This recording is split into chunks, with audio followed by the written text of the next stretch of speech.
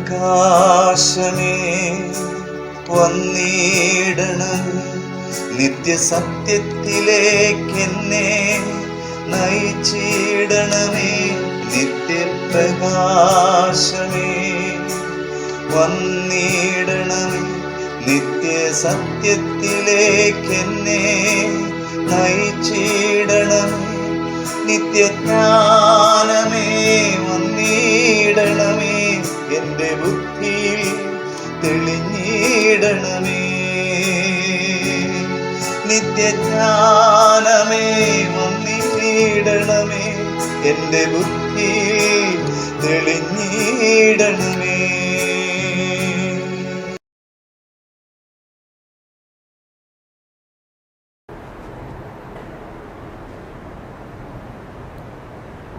ഈശോയിൽ പ്രിയമുള്ളവരെ, ഒരു നിമിഷം കണ്ണുകളെ അടച്ച് വചന ശുശ്രൂഷയിലേക്ക് നമ്മൾ പ്രവേശിക്കുമ്പോൾ പാട്ടുപാടി പ്രാർത്ഥിച്ചൊരുങ്ങുകയായിരുന്നു. ജപമാല ചൊല്ലി വചനത്തെ നമ്മൾ ഹൃദയത്തിൽ സംഗ്രഹിച്ച അമ്മയോട് ചേർന്ന് ധ്യാനിക്കുകയും പ്രാർത്ഥിക്കുകയുമായിരുന്നു. ഇനിയുള്ള സമയം വചനത്തിൻ്റെ ആ മേശയിൽ നമ്മൾ ഭക്ഷിക്കാൻ ആഗ്രഹിക്കുന്നു. തുടർന്ന് മാംസത്തിൻ്റെ മേശയായ വിശുദ്ധ കുർബാന, ആ കുർബാനയുടെ മുമ്പിൽ ആരാധനയോടുകൂടി മനോഭാവം നമ്മൾ നിൽക്കും, ആരാധിക്കും. അങ്ങനെ ഈ നോമ്പ് കാലഘട്ടത്തിൻ്റെ അരൂപിയാൽ നമ്മൾ നിറയുന്നു. ഈശോയുടെ പ്രവർത്തനങ്ങൾ, രക്ഷാകര ചരിത്രം, അതിൽ നിർണായക സംഭവങ്ങൾ നമ്മൾ ധ്യാന വിഷയമാക്കുന്നു. അതിനുള്ള കൃപ പരിശുദ്ധാത്മാഭിഷേകം നമുക്ക് കിട്ടട്ടെ. ലൂക്കാ സുവിശേഷം 24-ാം അധ്യായം 45 വായിക്കുന്നു. തിരുലിഖിതങ്ങൾ ഗ്രഹിക്കുവാൻ തക്കവിധം അവനവരുടെ മനസ്സുകളെ തുറന്നു. അതുകൊണ്ട് പരിശുദ്ധാത്മാവിൻ്റെ പ്രവർത്തനമാണ് തിരുലിഖിതങ്ങൾ ഗ്രഹിക്കുവാൻ സാധിക്കുക എന്ന് പറയുന്നത്. അതിന് നമ്മുടെ മനസ്സുകളെ നമുക്ക് തുറന്നു കിട്ടണം, നമ്മുടെ ഹൃദയം തുറന്നു കിട്ടണം. നമുക്ക് ആഗ്രഹിച്ച് പ്രാർത്ഥിക്കാം. വരുന്ന മണിക്കൂറുകളിൽ ദൈവത്തിൻ്റെ വചനം ശ്രവിക്കുവാൻ, ഗ്രഹിക്കുവാൻ, അത് മനനം ചെയ്യുവാൻ, അത് മാംസം നൽകി ജീവിതത്തിൽ പ്രാവർത്തികമാക്കാൻ. അങ്ങനെ വചനം മാംസം ധരിച്ചു, നമ്മുടെ ഇടയിൽ വസിച്ചു. അതൊക്കെ നമുക്കും നമ്മുടെ കൂടെയുള്ളവർക്കും അനുഭവമാകാൻ, നമ്മളിൽ നിന്നൊക്കെ ബോധ്യപ്പെടുവാൻ ഇടയാകുന്നതിനായി നമുക്ക് പരിശുദ്ധ അമ്മയോട് പ്രാർത്ഥിക്കാം. വചനം ധ്യാനിക്കാനും അത് സംഗ്രഹിക്കുവാനൊക്കെ അമ്മയാണ് നമുക്ക് മാതൃക.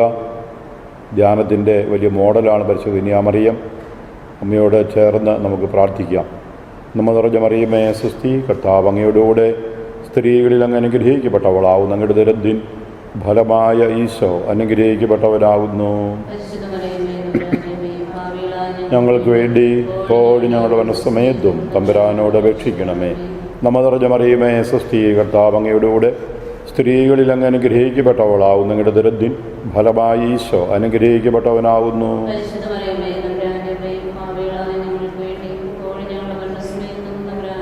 നന്മ നിറഞ്ഞ മറിയമേ സ്വസ്തി, കർത്താവ് അങ്ങയോടുകൂടെ സ്ത്രീകളിൽ അങ്ങ് അനുഗ്രഹിക്കപ്പെട്ടവളാവുന്നു. അങ്ങയുടെ ദരദ്ദിൻ ഫലമായി ഈശോ അനുഗ്രഹിക്കപ്പെട്ടവനാകുന്നു.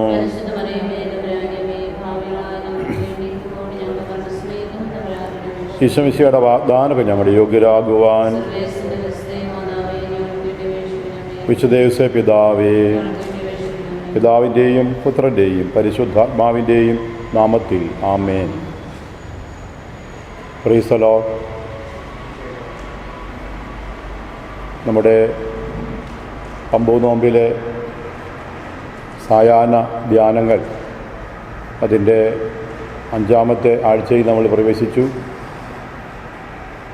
നമുക്കറിയാം, രക്ഷാക ചരിത്രങ്ങൾ ധ്യാന വിഷയമാക്കുന്നതാണ് വലിയ ഭാഗ്യമെന്ന് പറയുന്നത്. ഈശോ പറഞ്ഞു, എൻ്റെ ഓർമ്മയ്ക്കായി ചെയ്യണം. ഓർമ്മിക്കുക. നമുക്ക് ഓർമ്മിക്കാൻ ദൈവിക പ്രവൃത്തികളുണ്ട്. ഈശോയുടെ ആ ജീവിതം നമ്മുടെ മുമ്പിൽ നമ്മൾ ധ്യാനാത്മകമായി വിലയിരുത്തുന്നു. അത് നമ്മൾ മനനം ചെയ്യുന്നു. അങ്ങനെ വരുമ്പോൾ ഇന്ന് നമ്മൾ ചിന്തിക്കാൻ ആഗ്രഹിക്കുന്നത് ഈശോയുടെ ഏറ്റവും വലിയ ആഗ്രഹം, അതൊരു പിതാവായ ദൈവത്തിൻ്റെയൊക്കെ ആഗ്രഹം, പരിശുദ്ധാത്മാവും ത്രിയേക ദൈവത്തിൻ്റെ ആഗ്രഹം എന്ന് പറയുന്നത് നമ്മൾ കൂട്ടായ്മയായി ജീവിക്കണമെന്നുള്ളതാണ്. നമ്മൾ ഇന്നലെ അത് കണ്ടു. അത് കുടുംബത്തിൽ കൂട്ടായ്മയുണ്ടാകണം, സ്നേഹ സമൂഹമുണ്ടാകണം. ഈ സ്നേഹ സമൂഹ പശ്ചാത്തലത്തിൽ കുടുംബങ്ങളുടെ കൂട്ടായ്മയായി അടുത്തൊരു കൂട്ടായ്മ രൂപപ്പെടണം. അങ്ങനെ രൂപപ്പെടുന്നതാണ് സഭ എന്ന് പറയുന്നത്, സഭാത്മക കൂട്ടായ്മ. ഇവിടെയാണ് നമുക്ക് രണ്ട് രീതിയിലുള്ള ജനനമുണ്ട്. നമ്മൾ രണ്ട് രീതിയിൽ ജനിക്കുന്നു. ഒന്നാമത്തെ ജനനം കുടുംബത്തിൽ, അമ്മയുടെ ഗർഭപാത്രത്തിൽ ജനിച്ച് അമ്മയിൽ നിന്ന് നമ്മൾ പിറന്നു വീണ്, പിന്നെ കുടുംബാന്തരീക്ഷത്തിൽ നമ്മളത് ബോധ്യപ്പെട്ടു. ഒരു കുഞ്ഞിന് എല്ലാ രീതിയിലും ആത്മീയമായും മാനസികമായും ശാരീരികമായും ബൗദ്ധികമായും എല്ലാ തലങ്ങളിലും ദൈവം നൽകിയ കഴിവുകളെ വളർത്തിയെടുക്കാൻ അല്ലെങ്കിൽ അതിനുള്ള സാഹചര്യം ഒരുങ്ങുവാൻ അതിന് അവകാശമാണ്. ഒരു കുഞ്ഞ് വളരെ പ്രധാനപ്പെട്ട ഒരു സാന്നിധ്യമാണ് ഒരു വീട്ടിൽ. അതിനനുസരിച്ച് മാതാപിതാക്കളും മറ്റുള്ളവരും ഈ കുഞ്ഞിന് വേണ്ടിയിട്ടാണ് നിലകൊള്ളുന്നത്. അതിനെ വളർത്തി വലുതാക്കണം. സ്നാപകന്മാരുടെ കാര്യമൊക്കെ നമ്മൾ കണ്ടു. വഴി മാറിക്കൊടുക്കണം. മുതിർന്നവർ, ആദ്യം വന്നവർ, വഴി വെട്ടിയവർ, വഴിയിലേക്ക് ശക്തൻ കടന്നു വരണം. എന്നേക്കാൾ ശക്തനായവൻ എൻ്റെ പിന്നാലെ വരുന്നു. അപ്പം അങ്ങനെ മക്കളെയൊക്കെ വളരെ കഴിവുള്ളവരാക്കി, ശക്തിയുള്ളവരാക്കി, വലിയ വ്യക്തിത്വത്തിൻ്റെ ഉടമകളാക്കി മാറ്റണം.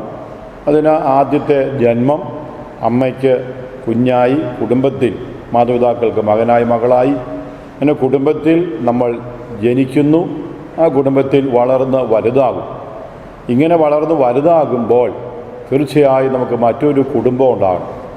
വീട് കഴിഞ്ഞാൽ നമുക്ക് ഏറ്റവും ഹൃദ്യമായ അനുഭവം നൽകുന്ന, നമ്മുടെ ഹൃദയത്തിൽ നമുക്ക് അനുഭവിക്കാൻ സാധിക്കുന്ന അടുത്ത കുടുംബമാണ് നമ്മുടെ ഇടവക എന്ന് പറയുന്നത്. ഇടവക കൂട്ടായ്മ, ഇടവക കുടുംബം. ഈ ഇടവകൾ ചേർന്ന് രൂപതാ കുടുംബം ഉണ്ടാകുന്നു. ആ രൂപതാ കുടുംബം ചേർന്ന് അതിരൂപ പശ്ചാത്തലമൊക്കെ രൂപീകൃതമാകുന്നു. അങ്ങനെ ഒരു സഭാത്മക ചിന്താഗതി, സഭയോടൊത്ത് ചിന്തിക്കുക, സഭയിലായിരിക്കുക. അങ്ങനെ സഭയ്ക്ക് നമുക്ക് 4 ലക്ഷണങ്ങളുണ്ട്. ആ സഭ സാർവത്രികമാണ്. അത് ഇടവകയിൽ കേന്ദ്രീകൃതമാണെങ്കിലും അത് അവിടെ കൊണ്ട് ഒതുങ്ങുന്നില്ല, അത് സാർവത്രികമാണ്. അങ്ങനെ സാർവത്രികമായൊരു സഭയിൽ നമുക്ക് അനുഭവമുണ്ടാകണം, ബോധ്യമുണ്ടാകണം. നമ്മുടെ മനസ്സ് വിശാലമാവുകയാണ്. അത് 4 ചുമരുകൾക്കുള്ളിൽ ഒതുങ്ങുകയല്ല, അതിനപ്പുറത്തേക്ക് വിശാലമാവുകയാണ്. ഇവിടെയാണ് ഒരു സാർവത്രിക കൂട്ടായ്മ. ലോകം മുഴുവൻ നിറഞ്ഞു നിൽക്കുന്ന ആ സഭാത്മക കൂട്ടായ്മയുടെ വ്യക്താക്കളായി മാറണം. ഒരു സാർവത്രിക സഭ എന്നൊക്കെ അതുകൊണ്ടാണ് സാർവത്രികമാണ്. അതുപോലെ ഈ കൂട്ടായ്മ ഇന്നലെയോ ഇന്നോ തുടങ്ങിയതല്ല. അത് കർത്താവിൻ്റെ കാലഘട്ടം മുതൽ അത് ആരംഭിച്ചതാണ്. അതിന് മുമ്പേ ഉള്ളതാണ്. അതൊക്കെ ദൈവപിതാവ് ഒരുക്കിക്കൊണ്ട് വരുന്നതാണ്. പിതാവിൻ്റെ ഉടമ്പടിയെക്കുറിച്ചൊക്കെ നമ്മൾ കഴിഞ്ഞ വചന ശുശ്രൂഷയിലൊക്കെ ബോധ്യപ്പെട്ടതാണ്. ദൈവം നമുക്ക് ജന്മം നൽകി, എന്നിട്ട് നമ്മളെ തിരഞ്ഞെടുത്തതുകൊണ്ടാണ് ജന്മം നൽകിയത്. അത് ഒരു ഉടമ്പടിയായി മാറി. ആ ഉടമ്പടിയിൽ നിന്ന് ദൈവജനം രൂപപ്പെടുന്നു. അങ്ങനെ ഇസ്രായേൽക്കാരെ ദൈവം തൻ്റെ സ്വന്തം ജനമാക്കി മാറ്റി. ആ സ്വന്തം ജനമാക്കി മാറ്റിയതുകൊണ്ടാണ് പുറപ്പാട് 4:22 വായിക്കുന്നത്, ഇസ്രായേൽ എൻ്റെ മകനാണ്. ഇസ്രായേൽ വലിയ കൂട്ടായ്മയാണ്, ജനസംഖ്യയുണ്ട്, പക്ഷെ ഒന്നായിട്ടാണ് കാണുന്നത്. ഇസ്രായേൽ എൻ്റെ മകനാണെന്നൊക്കെ പറയുന്നു. എൻ്റെ മകനെ എന്നെ ആരാധിക്കാൻ വിട്ടുതരണമെന്ന് ഫറവോയോട് നീ ആവശ്യപ്പെടണമെന്ന് മോശയോട് ദൈവം പറയുന്നുണ്ട്. നീ പോയി പറയണം, എൻ്റെ മകനാണ് എൻ്റെ ഇസ്രായേൽ, എൻ്റെ ജനമാണ്.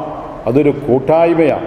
അപ്പം അതുകൊണ്ട് ഇത് പാരമ്പര്യപരമായിട്ട് അത് പഴയ നിയമം മുതൽ രക്ഷാക ചരിത്രത്തിൽ ഇതിൻ്റെ വേര് നമ്മൾ കണ്ടെത്തുകയാണ്. ഇങ്ങനെ വന്നാണ് ഈശോ 12 അപ്പസ്തോലന്മാരിൽ സഭ സ്ഥാപിക്കുന്നു. അതുകൊണ്ട് ആ സഭ ശ്ലൈഹികമാണ്, അത് അപ്പസ്തോലികമാണ്. അപ്പസ്തോലികമെന്ന് നമുക്കറിയാം ഐക്യപ്പെട്ടവരാണ്. അപ്പസ്തോലൻ ഐക്യപ്പെടുന്നവനാണ്, സ്വന്തം പേര് വരുന്നവനല്ല, ഐക്യപ്പെട്ടു വരുന്നവനാണ്. അങ്ങനെ സഭ ഐക്യപ്പെട്ടവരുടെ കൂട്ടായ്മയിൽ രൂപപ്പെട്ടു വന്നതാണ്. അത് ശ്ലൈഹികമാണ്, അല്ലെങ്കിൽ അപ്പസ്തോലികമാണ്. അപ്പോൾ അതിന് ഒരു പാരമ്പര്യമുണ്ട്. അതുകൊണ്ട് അത് ഇന്നലെ ഇന്നോ തുടങ്ങിയതല്ല. ഇതൊക്കെ ദൈവിക പദ്ധതി പ്രകാരം മനുഷ്യൻ എന്ന് ഭൂമിയിൽ ഉടലെടുത്തോ അന്നു മുതൽ ഇതിൻ്റെ പശ്ചാത്തലം ഒരുങ്ങുന്നുണ്ട്. ഈശോ അത് വളരെ കറക്റ്റായി അപ്പസ്തോലന്മാരെയൊക്കെ തിരഞ്ഞെടുത്ത് അവരിലൂടെ അപ്പസ്തോലിക സഭ, ശ്ലൈഹിക സഭ രൂപപ്പെടുന്നു. ഇതൊക്കെ ദൈവത്തിൻ്റെ പദ്ധതിയിൽപ്പെട്ടതാണെന്ന് നമ്മൾ കാണുകയാണ്. അതുപോലെ സഭ വിശുദ്ധമാണ്. സഭ വിശുദ്ധമാണ്. വിശുദ്ധമെന്ന് പറയുമ്പോൾ മാനുഷിക രീതിയിൽ കുറവുകളുണ്ട്. മനുഷ്യൻ കുറവുകളുള്ളവനാണ്. അതുകൊണ്ട് നമ്മൾ ധാർമ്മിക മനുഷ്യരെക്കുറിച്ചും അധാർമിക മനുഷ്യരെക്കുറിച്ചൊക്കെ ഒരു വചന ശുശ്രൂഷയിൽ ധ്യാനിച്ചായിരുന്നു. ധാർമ്മിക മനുഷ്യൻ അവന് പാപചിന്ത മാത്രമേ ഉള്ളൂ, പാപത്തിൻ്റെ വഴികളെ തിരഞ്ഞെടുക്കുകയുള്ളൂ. മാനസാന്തരത്തിൻ്റെ വഴികളെക്കുറിച്ച് പറഞ്ഞാൽ താല്പര്യമില്ല. അവൻ്റെ എപ്പോഴും പാപ വഴികളിലൂടെ വ്യാപരിക്കുന്ന തിന്മയുടെ വെത്താക്കൽ. എന്നാൽ ധാർമ്മിക മനുഷ്യരുണ്ട്, അവർക്ക് നന്മ തിന്മകൾ അറിയാം.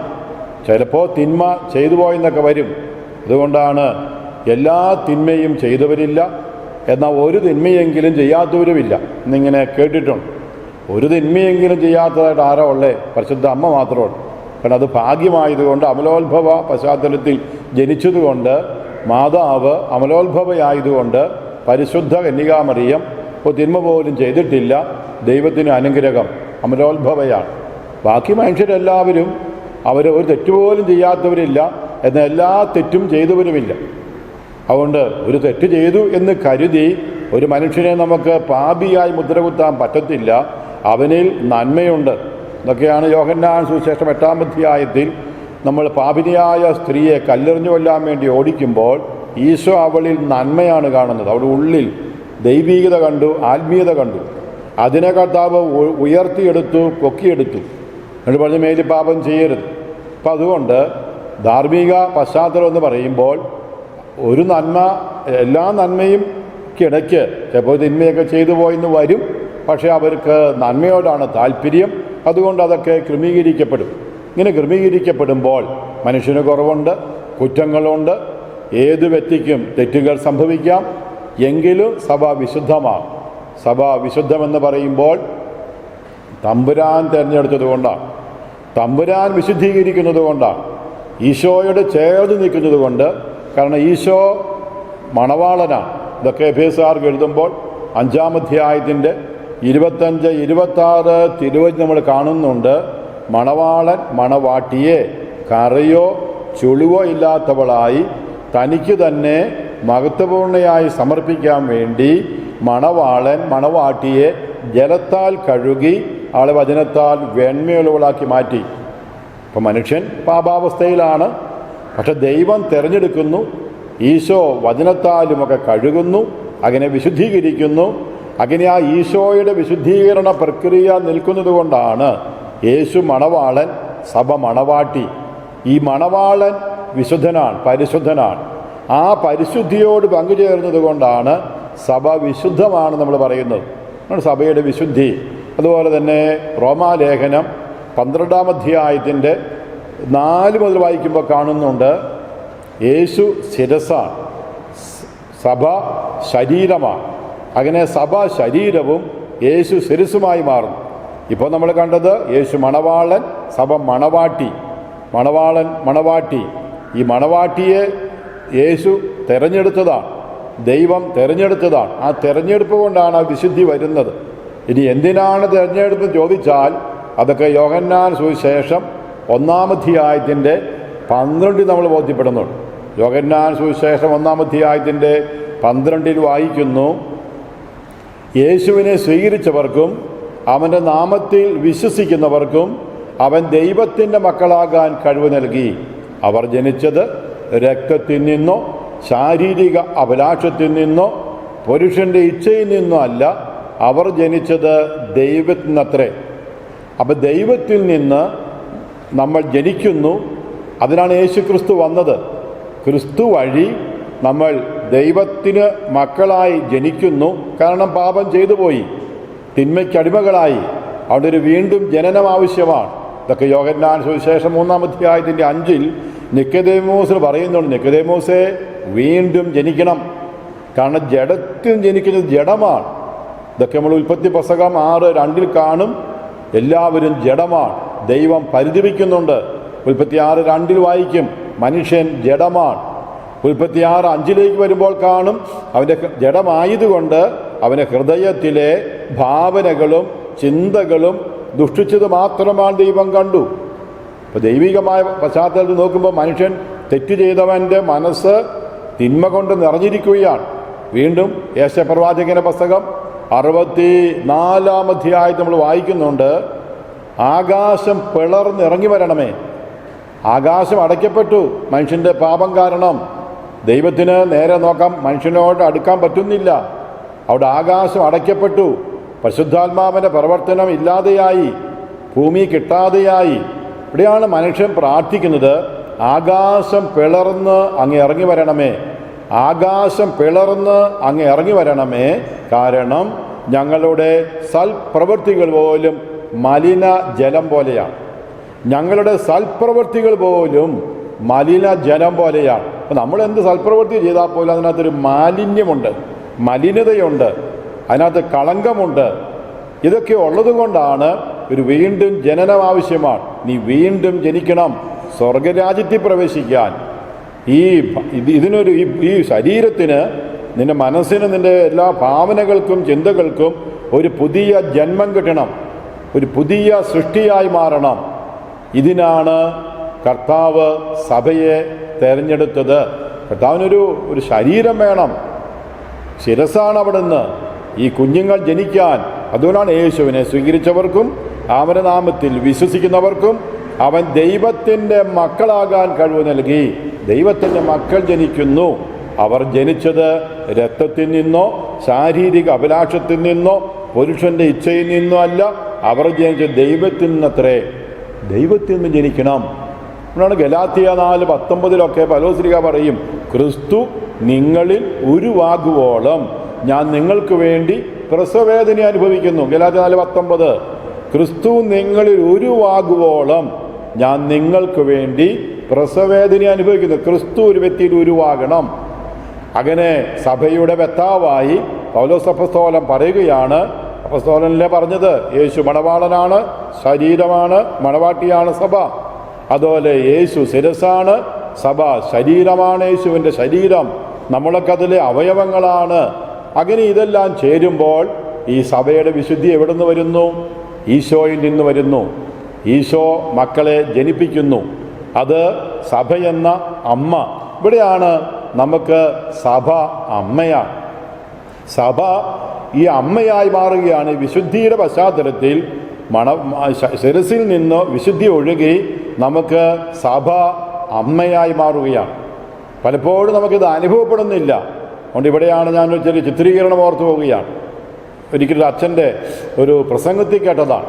അദ്ദേഹം ഒരു 3 പ്രാവശ്യം വിവാഹം ചെയ്ത ഒരു വ്യക്തിയെ ഇങ്ങനെ ചിത്രീകരിക്കുന്നുണ്ട്. 3 പ്രാവശ്യം അദ്ദേഹം വിവാഹം ചെയ്തു. ആദ്യത്തെ വിവാഹം നടന്നു, 2 കുഞ്ഞുങ്ങളുണ്ടായി. ആ വിവാഹത്തിലെ ഭാര്യ മരിച്ചുപോയി. ഇയാൾ 2 കുഞ്ഞുങ്ങളെ വളർത്താൻ വേണ്ടി അടുത്ത വിവാഹം നടത്തി, കുറേ കുഞ്ഞുങ്ങളുണ്ടായി, ആ ഭാര്യയും മരിച്ചുപോയി. ഇയാൾ വീണ്ടും വിവാഹം നടത്തുന്നുണ്ട്. കാരണം ഈ കുഞ്ഞുങ്ങളെല്ലാം വളർത്തി വലുതാക്കി എടുക്കണ്ടേ, തനിച്ച് പറ്റത്തില്ല. ആ ഭാര്യ മരിച്ചിട്ടില്ല, അവിടെ കുഞ്ഞുങ്ങൾ ജനിച്ചുകൊണ്ടിരിക്കുന്നു.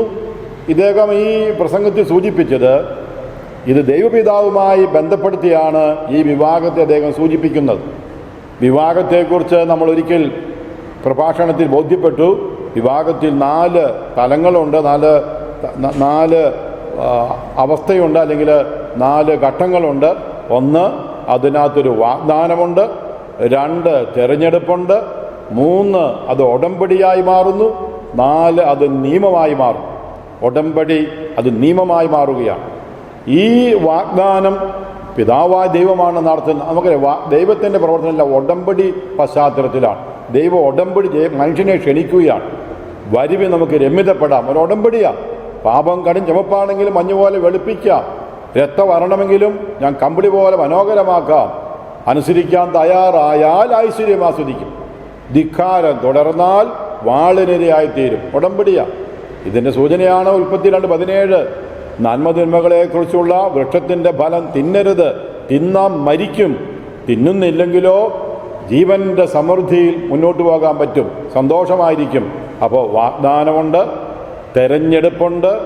അത് ഹൃദയത്തിൻ്റെ ഉടമ്പടി. ദൈവിക പശ്ചാത്തലം ഹൃദയത്തിലാണ്.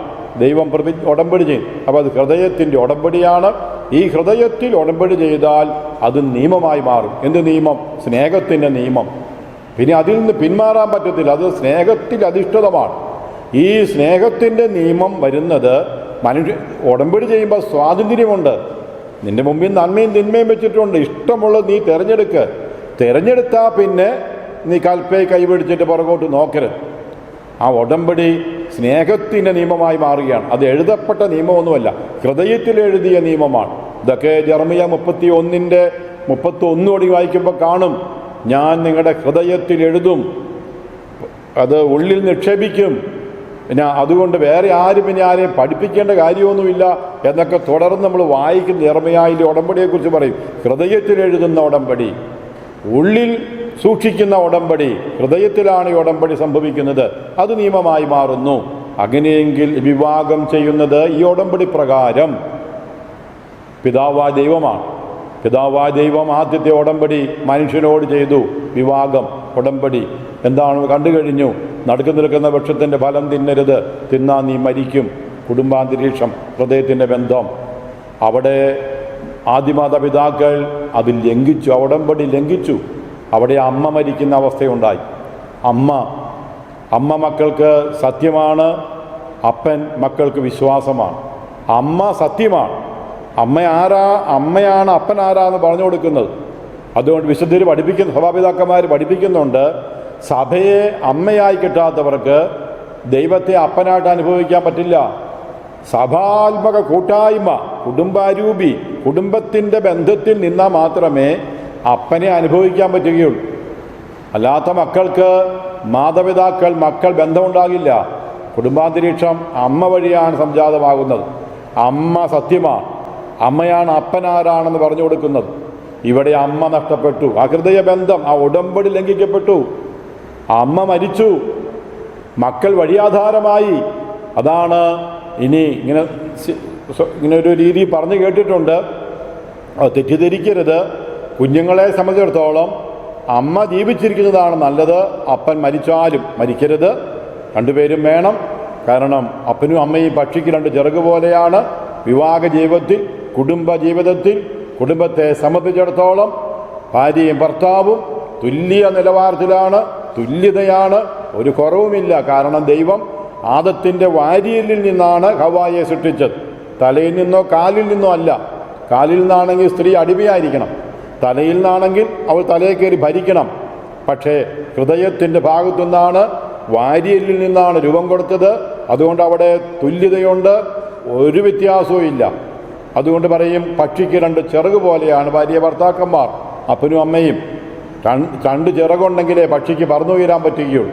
ഒരു ചിറക് താണു പോയാൽ, ഒരു ചിറക് ക്ഷീണിച്ചു പോയാൽ, ആ ചിറകില്ലെങ്കിൽ പക്ഷിയെ സംബന്ധിച്ചിടത്തോളം ജീവിതം അത് നമുക്ക് ചിന്തിക്കാൻ പറ്റിയാൽ ഒന്നും ചെയ്യാൻ പറ്റുന്നില്ല. അത് തന്നെ ഇല്ലാതെയാകും, ചത്തുപോകും. അപ്പോൾ ഭാര്യഭർത്തൃ ജീവിതം പക്ഷിക്ക് രണ്ട് ചിറക് പോലെ അങ്ങനെ തുല്യതയിലാണെങ്കിലും പ്രവർത്തനത്തിൽ വ്യത്യാസമുണ്ട്. നമ്മൾ സാധാരണ കേട്ടിട്ടുണ്ട്, അപ്പൻ നാട് ഭരിക്കുന്നു, അമ്മ വീട് ഭരിക്കുന്നു. അപ്പൻ വീട് പണിയുന്നു, അമ്മ വീടിനെ ഭവനമാക്കുന്നു. ആ അർത്ഥത്തിലാണ് കുഞ്ഞുങ്ങൾക്ക് അമ്മ ഉള്ളതാണ് എപ്പോഴും നല്ലത്. അപ്പൻ്റെ സാന്നിധ്യത്തെക്കാൾ അമ്മയുടെ സാന്നിധ്യമാണ് കുഞ്ഞുങ്ങളെ ഹൃദയത്തിൻ്റെ പശ്ചാത്തലത്തിൽ രൂപപ്പെടുത്തിയെടുക്കുന്നത്. അതുകൊണ്ട് അമ്മയുടെ സാന്നിധ്യം വളരെ പ്രധാനപ്പെട്ടതാണ്. ഇവിടെയാണ് ഈ അമ്മ മരിച്ചുപോയി, കുടുംബാന്തരീക്ഷം ഇല്ലാതെയായി.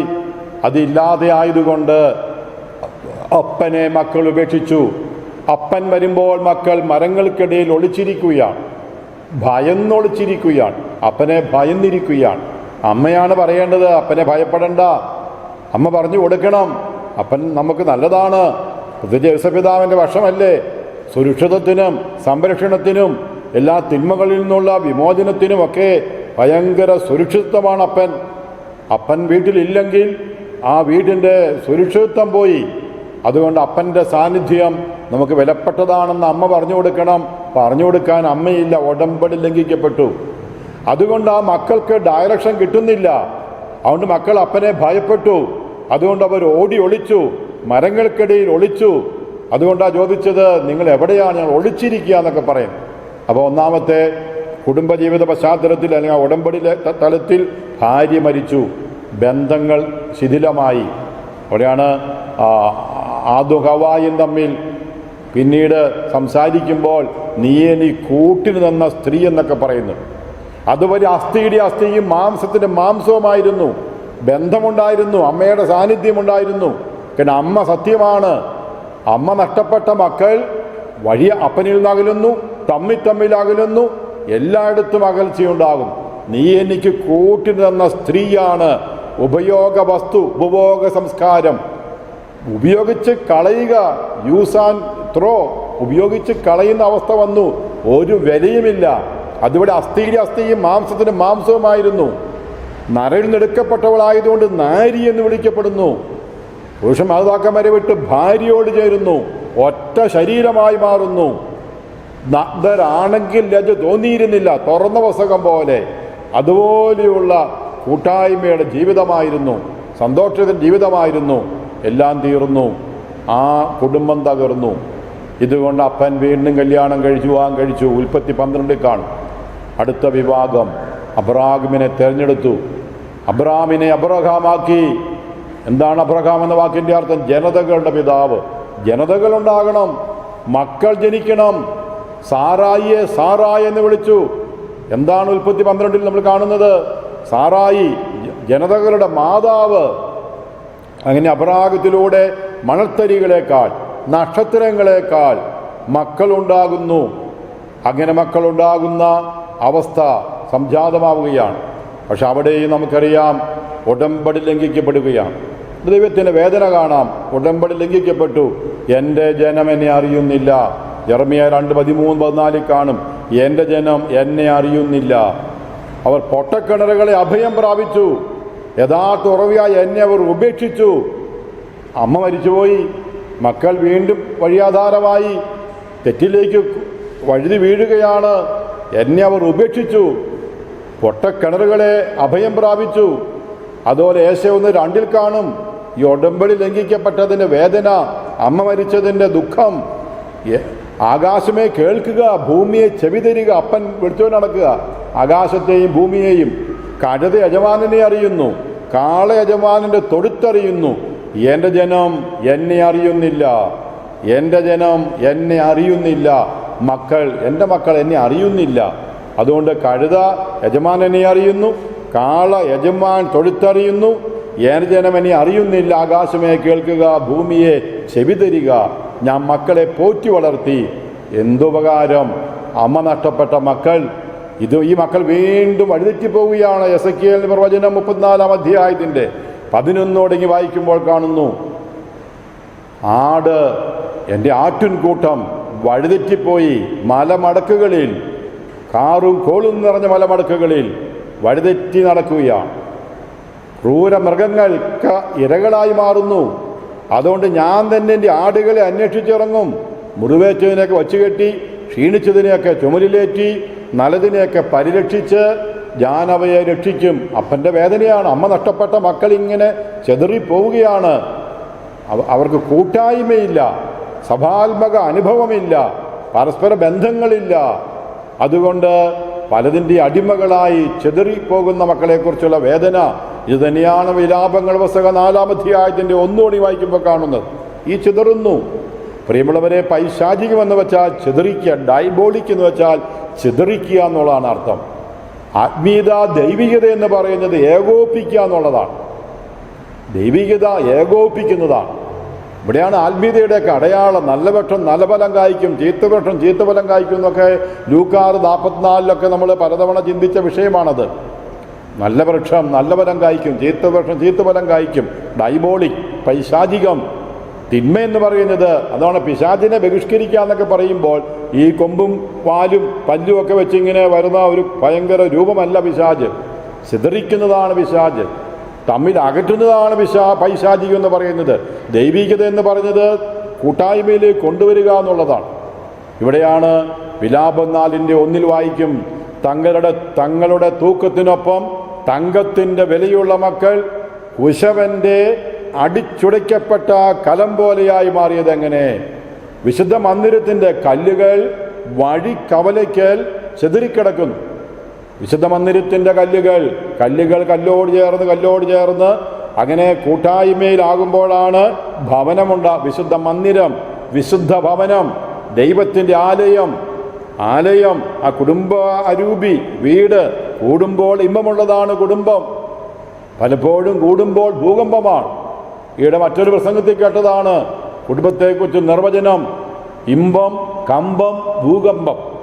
ആദ്യം ഇമ്പമാണ്, ഭയങ്കര ഇമ്പം. പിന്നെ കമ്പമായി മാറും, അതിനേക്കാൾ കുറേക്കാൾ താല്പര്യമാകും. ഈ താല്പര്യമെല്ലാം കഴിഞ്ഞാൽ വളരെ പെട്ടെന്ന് ഇന്ന് വിവാഹത്തിൻ്റെ ആ പശ്ചാത്തലം എന്തുമാത്രം പൂക്കളും, എന്തുമാത്രം ലൈറ്റ് അറേഞ്ച്മെൻറ്റ്സും, എന്തുമാത്രം ആഘോഷങ്ങളൊക്കെയാണ്.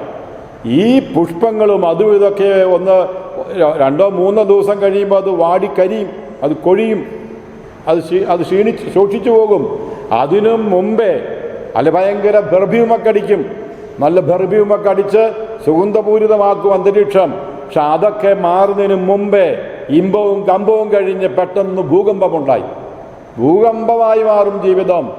പല കുടുംബങ്ങളും ഭൂകമ്പത്തിലാണ് കഴിയുന്നത്. ആദ്യം എന്തൊരു ഇമ്പമായിരുന്നു, എന്തൊരു കമ്പമായിരുന്നു, എന്തൊരു താല്പര്യമായിരുന്നു. നീയില്ലാത്ത ജീവിതം എനിക്ക് ചിന്തിക്കാൻ പറ്റത്തില്ല എന്നൊക്കെ പറഞ്ഞിട്ട് അവസാനം നീ എനിക്ക് കൂട്ടുന്ന സ്ത്രീയാണ് എനിക്ക് പഴം തന്നത്, നീയാണ് വിരൽ ചൂണ്ടും. പരസ്പരം ആരോപിക്കും, ആരോപണം. എന്നിട്ട് ചിതറുകയാണ്, ഡൈവോഴ്സായി മാറുകയാണ്. വളരെ പെട്ടെന്ന് ഡൈവോഴ്സിലേക്കൊക്കെ നീങ്ങുന്ന അനുഭവം നമുക്കറിയാം. ഇവിടെയാണ് വിശുദ്ധ മന്ദിരത്തിൻ്റെ കല്ലുകൾ വഴിക്കവലൊക്കെ ചിതറിക്കിടക്കുന്നു. തൂക്കത്തിനൊപ്പം തങ്കത്തിൻ്റെ വിലയുള്ള മക്കൾ കുശവൻ്റെ അടിച്ചുടയ്ക്കപ്പെട്ട കലമായി മാറിയതെങ്ങനെ? രണ്ടാമത്തെ ഉടമ്പടി ലംഘിക്കപ്പെട്ടതാണ് ഈ ചരിത്രം എല്ലാം കാണുന്നത്. വീണ്ടും കാണും നമ്മൾ. നെഹെമ്യായുടെ പുസ്തകം 1-ാം അധ്യായം വായിക്ക്. 1-ാം അധ്യായത്തിൽ കാണും, ജെറുസലേം ദേവാലയത്തിൻ്റെ വാതിൽ അഗ്നിക്കിരയായി കിടക്കുന്നു. നെഹെമ്യ ഇരുന്ന് കരയുകയാണ്. അർത്താസസ് രാജാവിൻ്റെ ഭരണകാലത്ത് ഇസ്രായേൽ ജനം അടിമത്തം അവസാനിപ്പിച്ച് ജെറുസലേമിലെത്തുമ്പോൾ അവിടെ ആരാധന നടക്കുന്നുണ്ടോ എന്ന് രാജാവിൻ്റെ പാനപാത്രവാഹകനായി അവിടെ ജോലി തുടർന്ന നെഹെമ്യയുടെ മനസ്സും ഹൃദയവും ചിന്തയുമെല്ലാം ദേവാലയത്തെക്കുറിച്ചാണ്, ഈ കൂട്ടായ്മയെക്കുറിച്ചാണ്. ദേവാലയത്തിൻ്റെ പശ്ചാത്തലം കൂട്ടായ്മയുടെ പശ്ചാത്തലമാണ്. അവിടെ ആരാധന നടക്കുന്നുണ്ടോ, കൂട്ടായ്മയുണ്ടോ, ജനം ഒന്നിച്ചു വരുന്നുണ്ടോ? നെഹെമ്യ അന്വേഷിച്ചു. കിട്ടിയ ന്യൂസ് എന്താ, വർത്തമാനം എന്താ, വാർത്തയെന്താ? നടക്കുന്നില്ല. കാരണം ജെറുസലേം ദേവാലയത്തിൻ്റെ വാതിൽ അഗ്നിക്കിരയായി കിടക്കുകയാണ്. വാതിൽ നമുക്കറിയാം വെൽക്കമിംഗ് ആണ്, കൂട്ടായ്മയുടെ പ്രതീകമാണ്. ഇതിലെന്നാണ്. മതിൽ പലപ്പോഴും നമ്മൾ കേട്ടിട്ടുണ്ട്, ഇതിലെന്നാണ്. ഇതിലെ ഇങ്ങോട്ടാരും കയറണ്ട, ഞങ്ങൾ അങ്ങോട്ടുമില്ല. ഞങ്ങളിങ്ങനെ കമ്പാർട്ട്മെന്റലൈസേഷനാണ്. ഞങ്ങളുടെ പശ്ചാത്തലം നോക്കിക്കോളാം, ഇങ്ങോട്ടാരും വരണ്ട, ഞങ്ങൾ അങ്ങോട്ടുമില്ല. ഇന്ന് ഒറ്റപ്പെട്ട് കഴിയുകയാണ് മനുഷ്യൻ. പണ്ടൊക്കെ ഇഷ്ടംപോലെ വഴികളുണ്ടായിരുന്നു.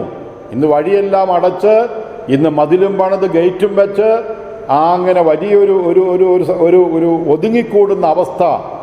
ഇവിടെയാണ് നെഹെമ്യ ഇരുന്ന് കരയുന്നുണ്ട്. വാതിൽ അഗ്നിക്കിരയായി കിടക്കുകയാണ്. ചെതറി മനുഷ്യൻ. അവിടെ വരുന്നില്ല, വെൽക്കമിങ് ഇല്ല, സ്വാഗതമില്ല, സ്നേഹമില്ല, ഒന്നുമില്ല. അങ്ങനെ ഈ തിരിച്ചു ചെന്ന ജനം കൂട്ടായ്മ നഷ്ടപ്പെട്ട ജനമായി മാറിയതിനെ കോർത്ത് ദൈവപിതാവിൻ്റെ കരച്ചിലാണ് നെഹെമ്യായിലൂടെ നമുക്ക് വെളിപ്പെട്ട് കിട്ടുന്നത്. വീണ്ടും കാണും യെശയ്യാ പ്രവാചകന്റെ പുസ്തകം 5-ാം അധ്യായത്തിൽ നമ്മൾ വായിക്കുന്നു, മുന്തിരിച്ചെടി എത്ര മനോഹരമാണ്. ഇതാ പറയുന്നേ, ഒരു മുന്തിരിത്തോട്ടം നട്ടുപിടിപ്പിച്ചു, എൻ്റെ പ്രിയന് വേണ്ടി ഞാനൊന്ന് സംസാരിക്കില്ല. അവിടെ ഒരു ഉദാഹരണം പറയുകയാണ്. വേദന, ഇതാണ് വേദന. മുന്തിരിത്തോട്ടം നട്ടുപിടിപ്പിച്ചു, വെറുതെ നട്ടുപിടിപ്പിക്കുകയല്ല ചെയ്തു. സുപ്രഭാതത്തിൽ പെട്ടെന്ന് മുന്തിരിത്തോട്ടം ഉണ്ടാകട്ടെ എന്ന് പറഞ്ഞു, അങ്ങ് ഉണ്ടാവുകയല്ല. അവിടെ കല്ലെടുത്ത് മാറ്റി, കളപറിച്ചു മാറ്റി, അവിടെ കുഴിയെടുത്ത് നിലമൊരുക്കി, കഠിന പ്രയത്നം ചെയ്താണ് എല്ലാം ഒരുക്കി. എന്നിട്ട് നല്ല മുന്തിരിത്തണ്ട് കൊണ്ടുവന്ന് നട്ടുപിടിപ്പിച്ചു. ചുമ്മാ എന്തെങ്കിലും എങ്ങനെയെങ്കിലും ആകട്ടെ എന്നല്ല, ഏറ്റവും നല്ലതാണ് പ്രതീക്ഷിക്കുന്നത്. നല്ല മുന്തിരിച്ചണ്ട് കൊണ്ട് നട്ടുപിടിപ്പിച്ചു. എന്നിട്ടോ ചുറ്റും കാവൽമാടം പണിതു, ചുറ്റും വേലി കെട്ടി കാവൽമാടം പണിതു. കാവൽ കിടക്കുകയാണ്. ചക്ക് സ്ഥാപിച്ചു. വലിയ പ്രതീക്ഷയുണ്ട്, വലിയ പ്രതീക്ഷയാണ് വെച്ചിരിക്കുന്നത്. ചക്ക് സ്ഥാപിച്ചു. എന്താണ്? നല്ല മുന്തിരിങ്ങ, അതിൽ നല്ല വീഞ്ഞ്, മനോഹരമായ അനുഭവം, സന്തോഷത്തിൻ്റെ വീഞ്ഞെന്ന് പറയുമ്പോൾ സന്തോഷത്തിൻ്റെ ആ അഭിഷേകമാണ്, ആ ചൈതന്യമാണ് വീഞ്ഞിൻ്റെ അർത്ഥം കൽപ്പിക്കുന്നത്. അങ്ങനെ കൂട്ടായ്മ, നല്ല ബന്ധങ്ങൾ. കാരണം മുന്തിരിച്ചെടി എന്ന് വച്ചാൽ അത് ശാഖോപശാഖകളായി പടർന്ന് പന്തിരിക്കുന്നതാണ്. അത് മുന്തിരിങ്ങ കായ്ക്കുന്നത് ശിഖരങ്ങളിലാണ്, തണ്ടിലല്ല. ചക്കയൊക്കെ വേണമെങ്കിൽ വേരിലും കായ്ക്കും, നമ്മൾ കേട്ടിട്ടുണ്ട്. ചക്ക വേരിലും കായ്ക്കും, അതുപോലെ മരത്തിൽ എവിടെയും കായ്ക്കാം. പക്ഷെ മുന്തിരി ഒരിക്കലും അത് തായ്തണ്ടല്ല കായ്ക്കുന്നത്, അത് ശിഖരങ്ങളാണ്. എന്നുവെച്ചാൽ മനുഷ്യൻ്റെ കൂട്ടായ്മയുടെ ഫലങ്ങളാണത്. ദൈവം കൃപ കൊടുക്കും, ആ കൃപ ഉപയോഗിച്ച് മനുഷ്യൻ ഫലങ്ങൾ പുറപ്പെടുവിക്കണം, സ്നേഹത്തിൻ്റെ ഫലങ്ങൾ.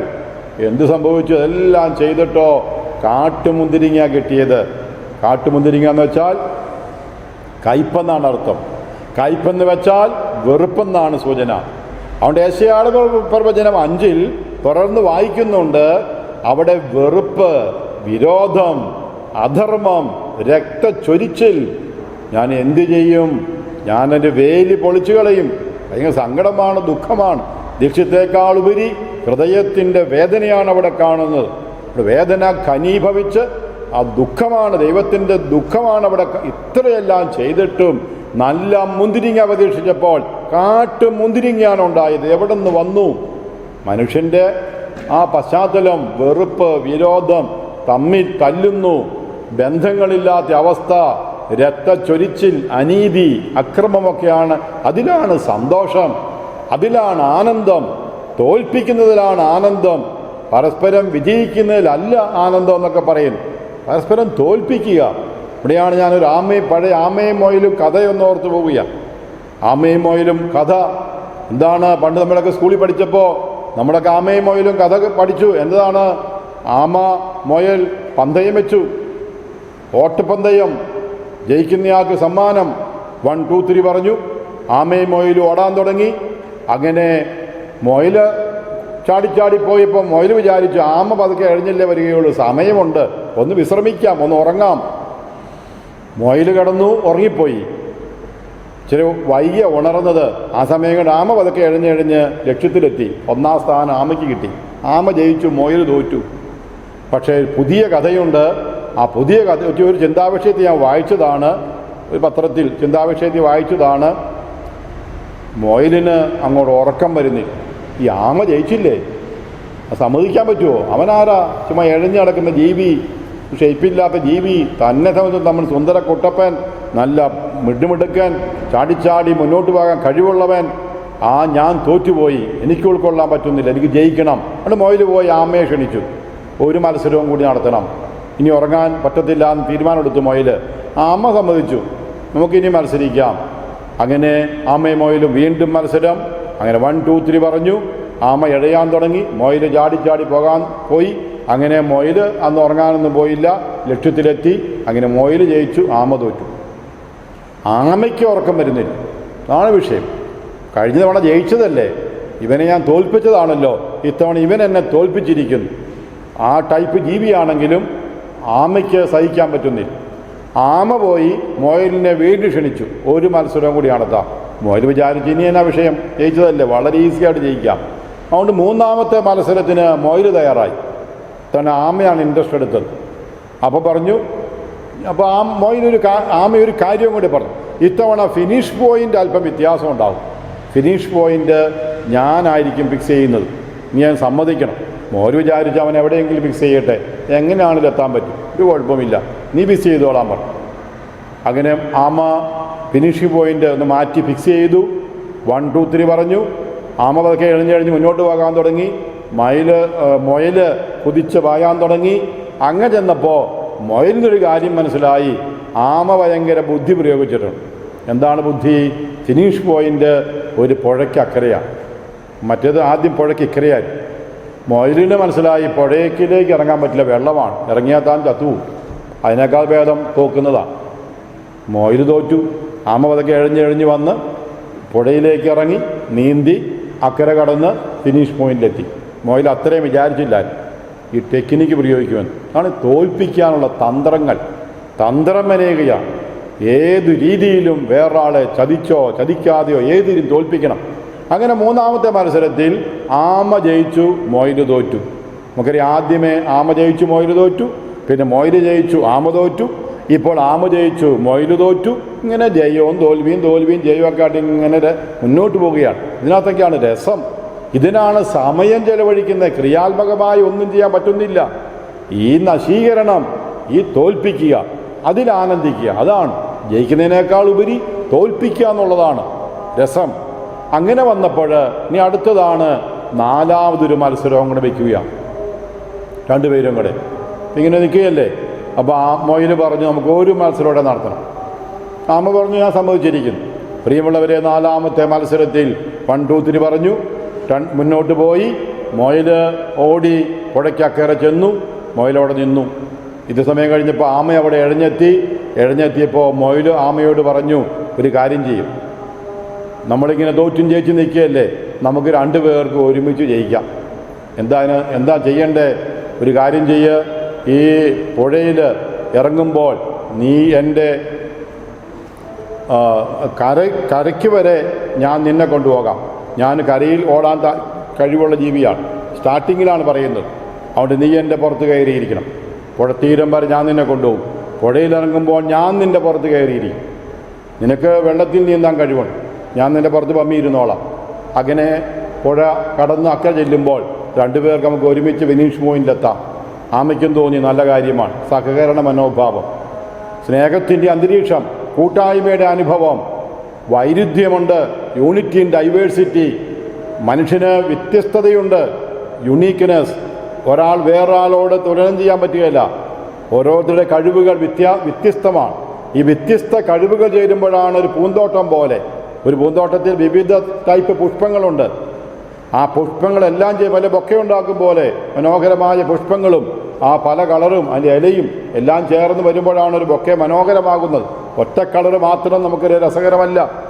അതിനോട് യോജിച്ചുള്ള കളറുകളും പശ്ചാത്തലങ്ങളും അതിന് ഷെയ്പ്പുമില്ല ഒരുങ്ങുമ്പോഴാണ് അതിന് ആരോഹണം അവരോഹണം. ഭൂമിയിൽ തന്നെ ഉയർന്ന മലയുണ്ട്, താഴ്വാരങ്ങളുണ്ട്. അവിടെയാണ് രസകരമായ ഹൈ റേഞ്ചുണ്ട്, ലോ റേഞ്ചുണ്ട്, അങ്ങനെ മലബാറുണ്ട്. അങ്ങനെ പല രീതിയിലുള്ള സംവിധാനങ്ങളുണ്ട്. അവിടെയാണ് അതിൻ്റെ ബ്യൂട്ടി, അതിൻ്റെ ഭംഗിയിരിക്കുന്നത്. എല്ലാം ഒരുപോലെയാണെങ്കിൽ എന്താ ഭംഗിയിരിക്കുന്നത്? അതുകൊണ്ട് ആമയും മൊയ്ലും കൂടെ പരസ്പര ധാരണയിലായി നമുക്ക് യോജിച്ച് മുന്നോട്ട് പോകാം. അങ്ങനെ കരയിലൂടെ പോയപ്പോൾ ആമ മൊയ്ലിൻ്റെ പുറത്ത് കയറി, വെള്ളത്തിലൂടെ പോയപ്പോൾ മൊയ്ല് ആമയുടെ പുറത്ത് കയറി. അങ്ങനെ പുഴയ്ക്ക് അക്കരെ കടന്ന് 2 പേരും ഫിനിഷ് പോയിന്റിൽ ഒരുമിച്ചെത്തി. 2 പേരും ജയിച്ചു. വലിയ സന്തോഷം. ആരും തോറ്റിട്ടില്ല. 2 പേരും ജയിച്ച അവസ്ഥയാണ്. ഇവിടെയാണ് ഈ ജയമെന്ന് പറയുന്നത് കൂട്ടായ്മയുടെ പ്രവർത്തനമാണ്. അവിടെയാണ് യഥാർത്ഥത്തിൽ സന്തോഷമിരിക്കുന്നത്. അല്ലാതെ തനിച്ചങ്ങ് നടത്തി ഞാൻ തന്നെ കൈകാര്യം ചെയ്ത് അതിലെന്താഘോഷം. നമ്മുടെ വേറൊരു ഡയലോഗ് കേട്ടിട്ടുണ്ടല്ലോ, നിങ്ങളില്ലാതെ എനിക്ക് എന്താനന്ദം, നിങ്ങളില്ലാതെ എനിക്കെന്താഘോഷം. അല്ലേ? എല്ലാവരും ചേരുമ്പോഴല്ലേ ആഘോഷം ഉണ്ടാകുന്നേ. അല്ലാതെ ഒരാൾ തന്നെ അങ്ങ് ആഘോഷിച്ച് എന്തുമാത്രം. അതാണ് സഭയുടെ അനുഭവം പറഞ്ഞു വരുന്നത്. സഭയിൽ വരുമ്പോഴാണ് ആഘോഷം. അവിടെ വലിപ്പച്ചെറുപ്പമില്ല. അവിടെ എല്ലാവരും തുല്യരാണ്. പരസ്പരം സഹകരിപ്പിക്കുകയാണ്, കൂട്ടായ്മയെ നിൽക്കുകയാണ്. ഇപ്പോൾ നമ്മൾ കണ്ടുവരുന്നത് ഈ ഏഷ്യ 5 പറഞ്ഞപ്പോഴാണ് ആമയും മൊയ്ലും ഓർമ്മയിലേക്ക് വന്നത്. അതുകൊണ്ട് അവിടെ അക്രമം, അനീതി, പരസ്പരമുള്ള യുദ്ധ സന്നാഹം, തോൽപ്പിക്കുക, ജയിക്കുക, ആ തോൽപ്പിക്കുന്നതിൽ ആനന്ദിക്കുക എന്നൊക്കെ ഇത് മാറി. അവിടെയാണ് ഏഷ്യ 5 നമ്മൾ കാണുന്ന അരൂപി ഇതാണ്. ഇതുപോലെ പഴയ നിയമത്തിൽ നോക്കുമ്പോൾ ഈ അമ്മ മരിച്ച മക്കൾ ഇതുപോലെ ജീവിക്കുന്നതിൻ്റെ ഉദാഹരണങ്ങളാണ് പഴയ നിയമത്തിൽ മുഴുവൻ നമ്മൾ കാണുന്നത്. പിതാവായ ദൈവത്തിൻ്റെ കണ്ണുനീരും വേദനയുമാണ് പഴയ നിയമം എന്ന് പറയുന്നത്. അതുകൊണ്ട് നമുക്കിനി വളരെ പെട്ടെന്ന് പുതിയ നിയമത്തിലേക്ക് വരാം. ഈശോ, ഇവിടെയാണ് മൂന്നാമത്തെ വിഭാഗം. അപ്പനല്ല കഴിക്കുന്നത്, മകനാണ് കഴിക്കുന്നത്. പിതാവായ ദൈവം പുത്രനെ വിടുകയാണ്. നമുക്കറിയാം യോഹന്നാൻ 3:16, അവനിൽ വിശ്വസിക്കുന്ന ഒരുവൻ പോലും നശിച്ചു പോകാതെ നിത്യജീവൻ പ്രാപിക്കുന്നതിന് വേണ്ടി തൻ്റെ ഏകജാതനെ നൽകുവാൻ തക്കവിധം ദൈവം ലോകത്തെ അത്രമാത്രം സ്നേഹിച്ചു. പിതാവായ ദൈവം പുത്രൻ ലോകത്തിലേക്ക് അയക്കുകയാണ്. പുത്രൻ വന്ന് വിവാഹം കഴിക്കുകയാണ്. വിവാഹത്തിൻ്റെ മോഡൽ യേശുവാണ് മണവാളൻ, സഭയാണ് മണവാട്ടി, സഭയാണ് ശരീരം, യേശുവാണ് ശിരസ്. അപ്പോൾ കൂട്ടായ്മയുടെ പ്രതീകമാണ് യേശുവും സഭയും. രണ്ടുപേരും വേണം. യേശുവിൻ്റെ പൂർണ്ണത സഭയിലാണ്. ഈ ഭൂമി നമ്മൾ നോക്കുമ്പോൾ സഭയുടെ പൂർണ്ണത യേശുവിലാണ്. രണ്ടും ഒരേ അവസ്ഥയിൽ വരുമ്പോൾ അവിടെ കർത്താവ് വിവാഹം കഴിച്ചു. അങ്ങനെ തൻ്റെ മണവാട്ടിയെ രൂപീകരിച്ചു. ആ മണവാട്ടിയിൽ നിന്ന് കുഞ്ഞുങ്ങൾ ജനിച്ചുകൊണ്ട് ഇന്ന് സഭ നമുക്ക് അമ്മയായി മാറുകയാണ്. ആ പോയിൻ്റാണ് പെട്ടെന്ന് പറയാൻ ആഗ്രഹിച്ചത്. സഭ നമുക്ക് അമ്മയാണ്. അമ്മയുടെ മുഖത്ത് ചെളിയും കരിയൊക്കെ ഉണ്ടാകും. പണ്ടൊരു പയ്യൻ ഒരു അമ്മ പറഞ്ഞു, ചെറുപ്പത്തിൽ കുരിശുവര കഴിഞ്ഞിട്ട് നീ എനിക്കൊരു സ്തുതി ഒക്കെ ചൊല്ലി, ഈശോമിശിയെ സ്തുതിയായിരിക്കട്ടെ എന്ന് പറഞ്ഞിട്ട് നീ എനിക്കൊരു ഉമ്മ തരണം എൻ്റെ കവളത്ത്. ആ വിശുദ്ധമായ പൗലോസ്ലീഹ പറയില്ലോ, ആലിംഗനം, വിശുദ്ധ ചുംബനം. അങ്ങനെ വിശുദ്ധിയുടെ പരിമളമായ ആ ചുംബനം, ഞാൻ നിൻ്റെ അമ്മയാണ്, നീ എൻ്റെ മകനാണ്. ആ ഒരു മാതൃത്വത്തിൻ്റെയും ആ മകൻ്റെയൊക്കെ ചൈതന്യത്തിൽ നീ എനിക്കൊരു ഉമ്മ തരണം. മകൻ പറഞ്ഞ് ഈ മുഖത്ത് ഉമ്മ തരാനോ? കാരണം അമ്മയുടെ മുഖം കരിവാളിച്ചിരിക്കുകയാണ്, പൊള്ളി തൊലിയൊക്കെ ഇങ്ങോട്ട് ചുള്ളിച്ചിരിക്കുകയാണ്, ഒരു ഷേപ്പില്ല. മകൻ പറഞ്ഞു എനിക്ക് ഉമ്മ തരാൻ പറ്റത്തില്ല. അമ്മ പറഞ്ഞു, മോനെ നിന്നേക്കാൾ സുന്ദരിയായിരുന്നു ഞാൻ, നിനക്കിപ്പോൾ സൗന്ദര്യമുണ്ട്, നീ മിടുക്കനാണ്, ഇതിനേക്കാൾ എല്ലാം ഒരു കുറവില്ലാത്ത അവസ്ഥയായിരുന്നു എൻ്റെ. ഇന്നിപ്പോൾ എൻ്റെ മുഖം കുറവുള്ളതാണ്, കാരണം പൊള്ളി കരിവാളിച്ചിരിക്കുന്നു. നിനക്കതുകൊണ്ട് എൻ്റെ മുഖത്ത് അറുപ്പും ഒക്കെ തോന്നുന്നുണ്ട്. ഞാൻ പറയാം, നീ വളരെ പഴക്കം ചെയ്യുന്ന ഒരു ഉദാഹരണമാണ്. നീ വീട്ടിൽ കുഞ്ഞായിരുന്നപ്പോൾ ഞാൻ നിന്നെ തൊട്ടിലേക്ക് എടുത്ത് ഉറക്കിയിട്ട് വെള്ളം എടുക്കാൻ പോയി. അങ്ങനെ പുറത്ത് അന്ന് നമുക്ക് പൈപ്പ് സിസ്റ്റോ അങ്ങനെയൊന്നും വീട്ടിലൊന്നും ഒന്നും ഉണ്ടായിരുന്നില്ല. പുറത്ത് കിണറായിരുന്നു.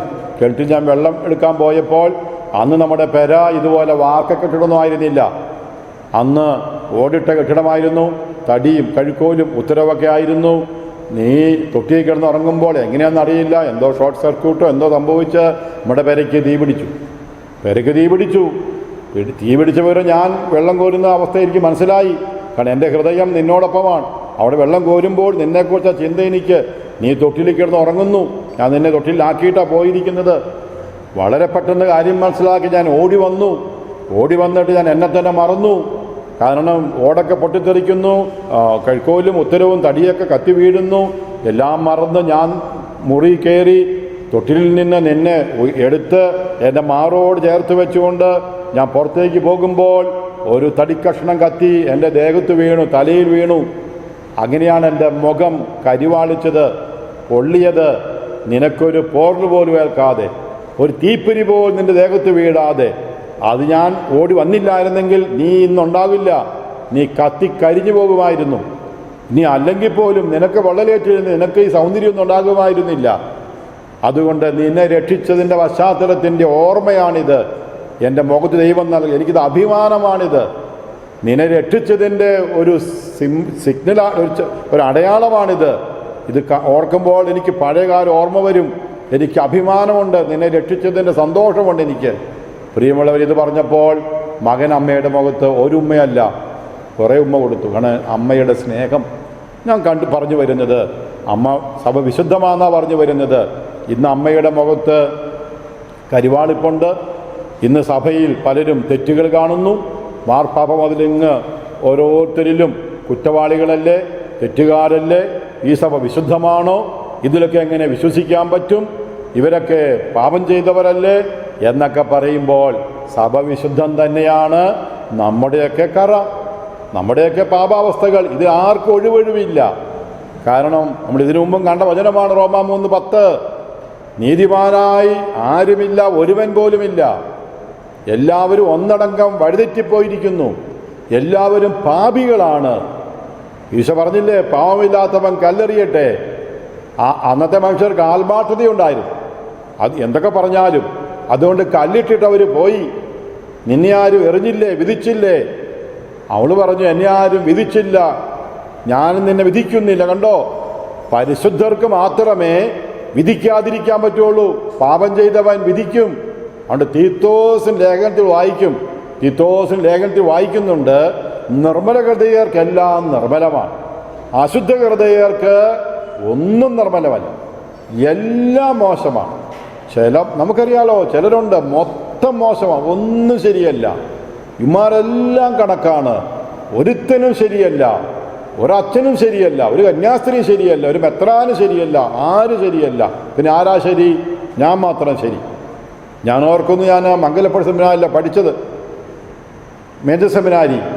ഒരു ബദർ ഇതുപോലെ എല്ലാവരെയും കുറ്റം പറയും, ഞങ്ങളുടെ ക്ലാസ്മേറ്റായി ഉണ്ട്. അയാൾ വിട്ടുപോവുകയാണ്, ഇവിടെ ഒന്നും ശരിയല്ല, ഓരച്ഛനും ആരും സഭയെ ശരിയല്ല. ഞാൻ ഉപേക്ഷിച്ച് പോകുന്നു സെമിനാരി പഠിത്തം, വൈദികനാകുന്നില്ല. ഉമ്മാരുടെയൊക്കെ കൂടെ വൈദികനാകാൻ പറ്റത്തില്ല. ഞങ്ങളുടെ അക്ഷച്ഛൻ അദ്ദേഹത്തെ വിളിച്ചിട്ട്, പൊന്നു മോനെ, നീ വൈദികനാകും, എന്നിട്ട് നീ ഒന്ന് കാണിച്ചതായി നല്ല ജീവിതം എന്താണെന്ന്. അപ്പം നിന്നെ കണ്ട് കുറേ പേരെങ്കിലും നല്ലവരായി മാറും. ഞങ്ങളെല്ലാം കണ്ട് ആൾക്കാർ മോശമായി പോവുക, ശരിയാ. എൻ്റെ ഇവിടെ വലിയപ്പഴ അച്ഛൻ വലിയ പിഴ അടിച്ചു, ചങ്കത്തടിച്ചു, എന്നിട്ട് ഇപ്പോൾ ഞങ്ങൾ തെറ്റുകാരാ, പാപികളാണ്. നീ ഒരു കാര്യം ചെയ്യും, നീ വിശുദ്ധനാണെന്നല്ലേ പറയുന്നേ, അപ്പം നീ വൈദികനാകണം തീർച്ചയായിട്ടും.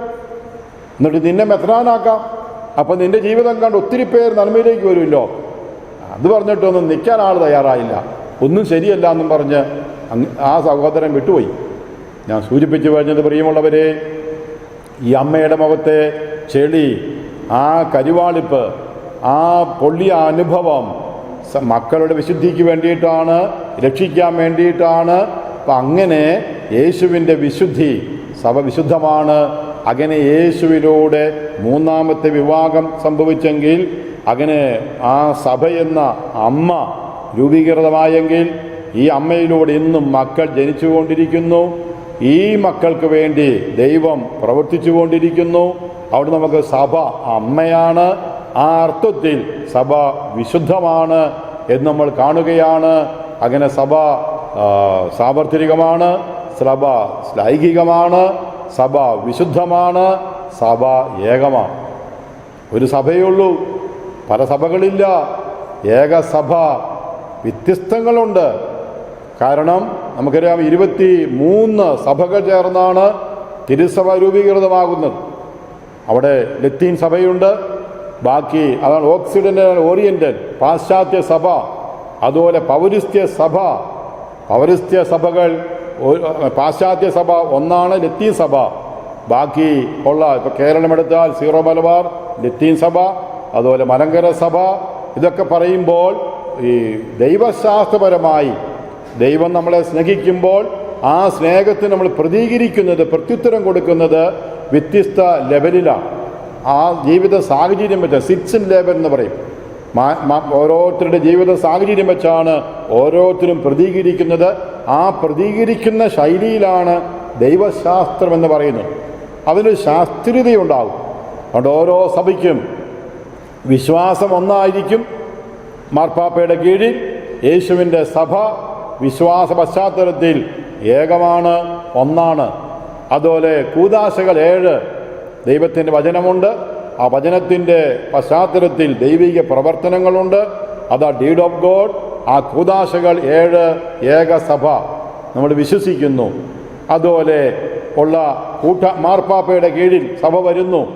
പത്രോസ്, നീ പാറയാകുന്നു, പാറമേ സഭ സ്ഥാപിക്കും, നരകത്തിൻ്റെ കവാടങ്ങൾ നിനക്കെതിരെ പ്രബലപ്പെടുകയില്ല എന്ന് പറഞ്ഞുകൊണ്ട് വാടുക്കുന്നതിനൊക്കെ വെളിച്ചപ്പാടാകാൻ പറ്റത്തില്ല. ഏകസഭ, അതിനൊരു നേതൃത്വമുണ്ട്, അതിനൊരു വ്യക്താവുണ്ട്.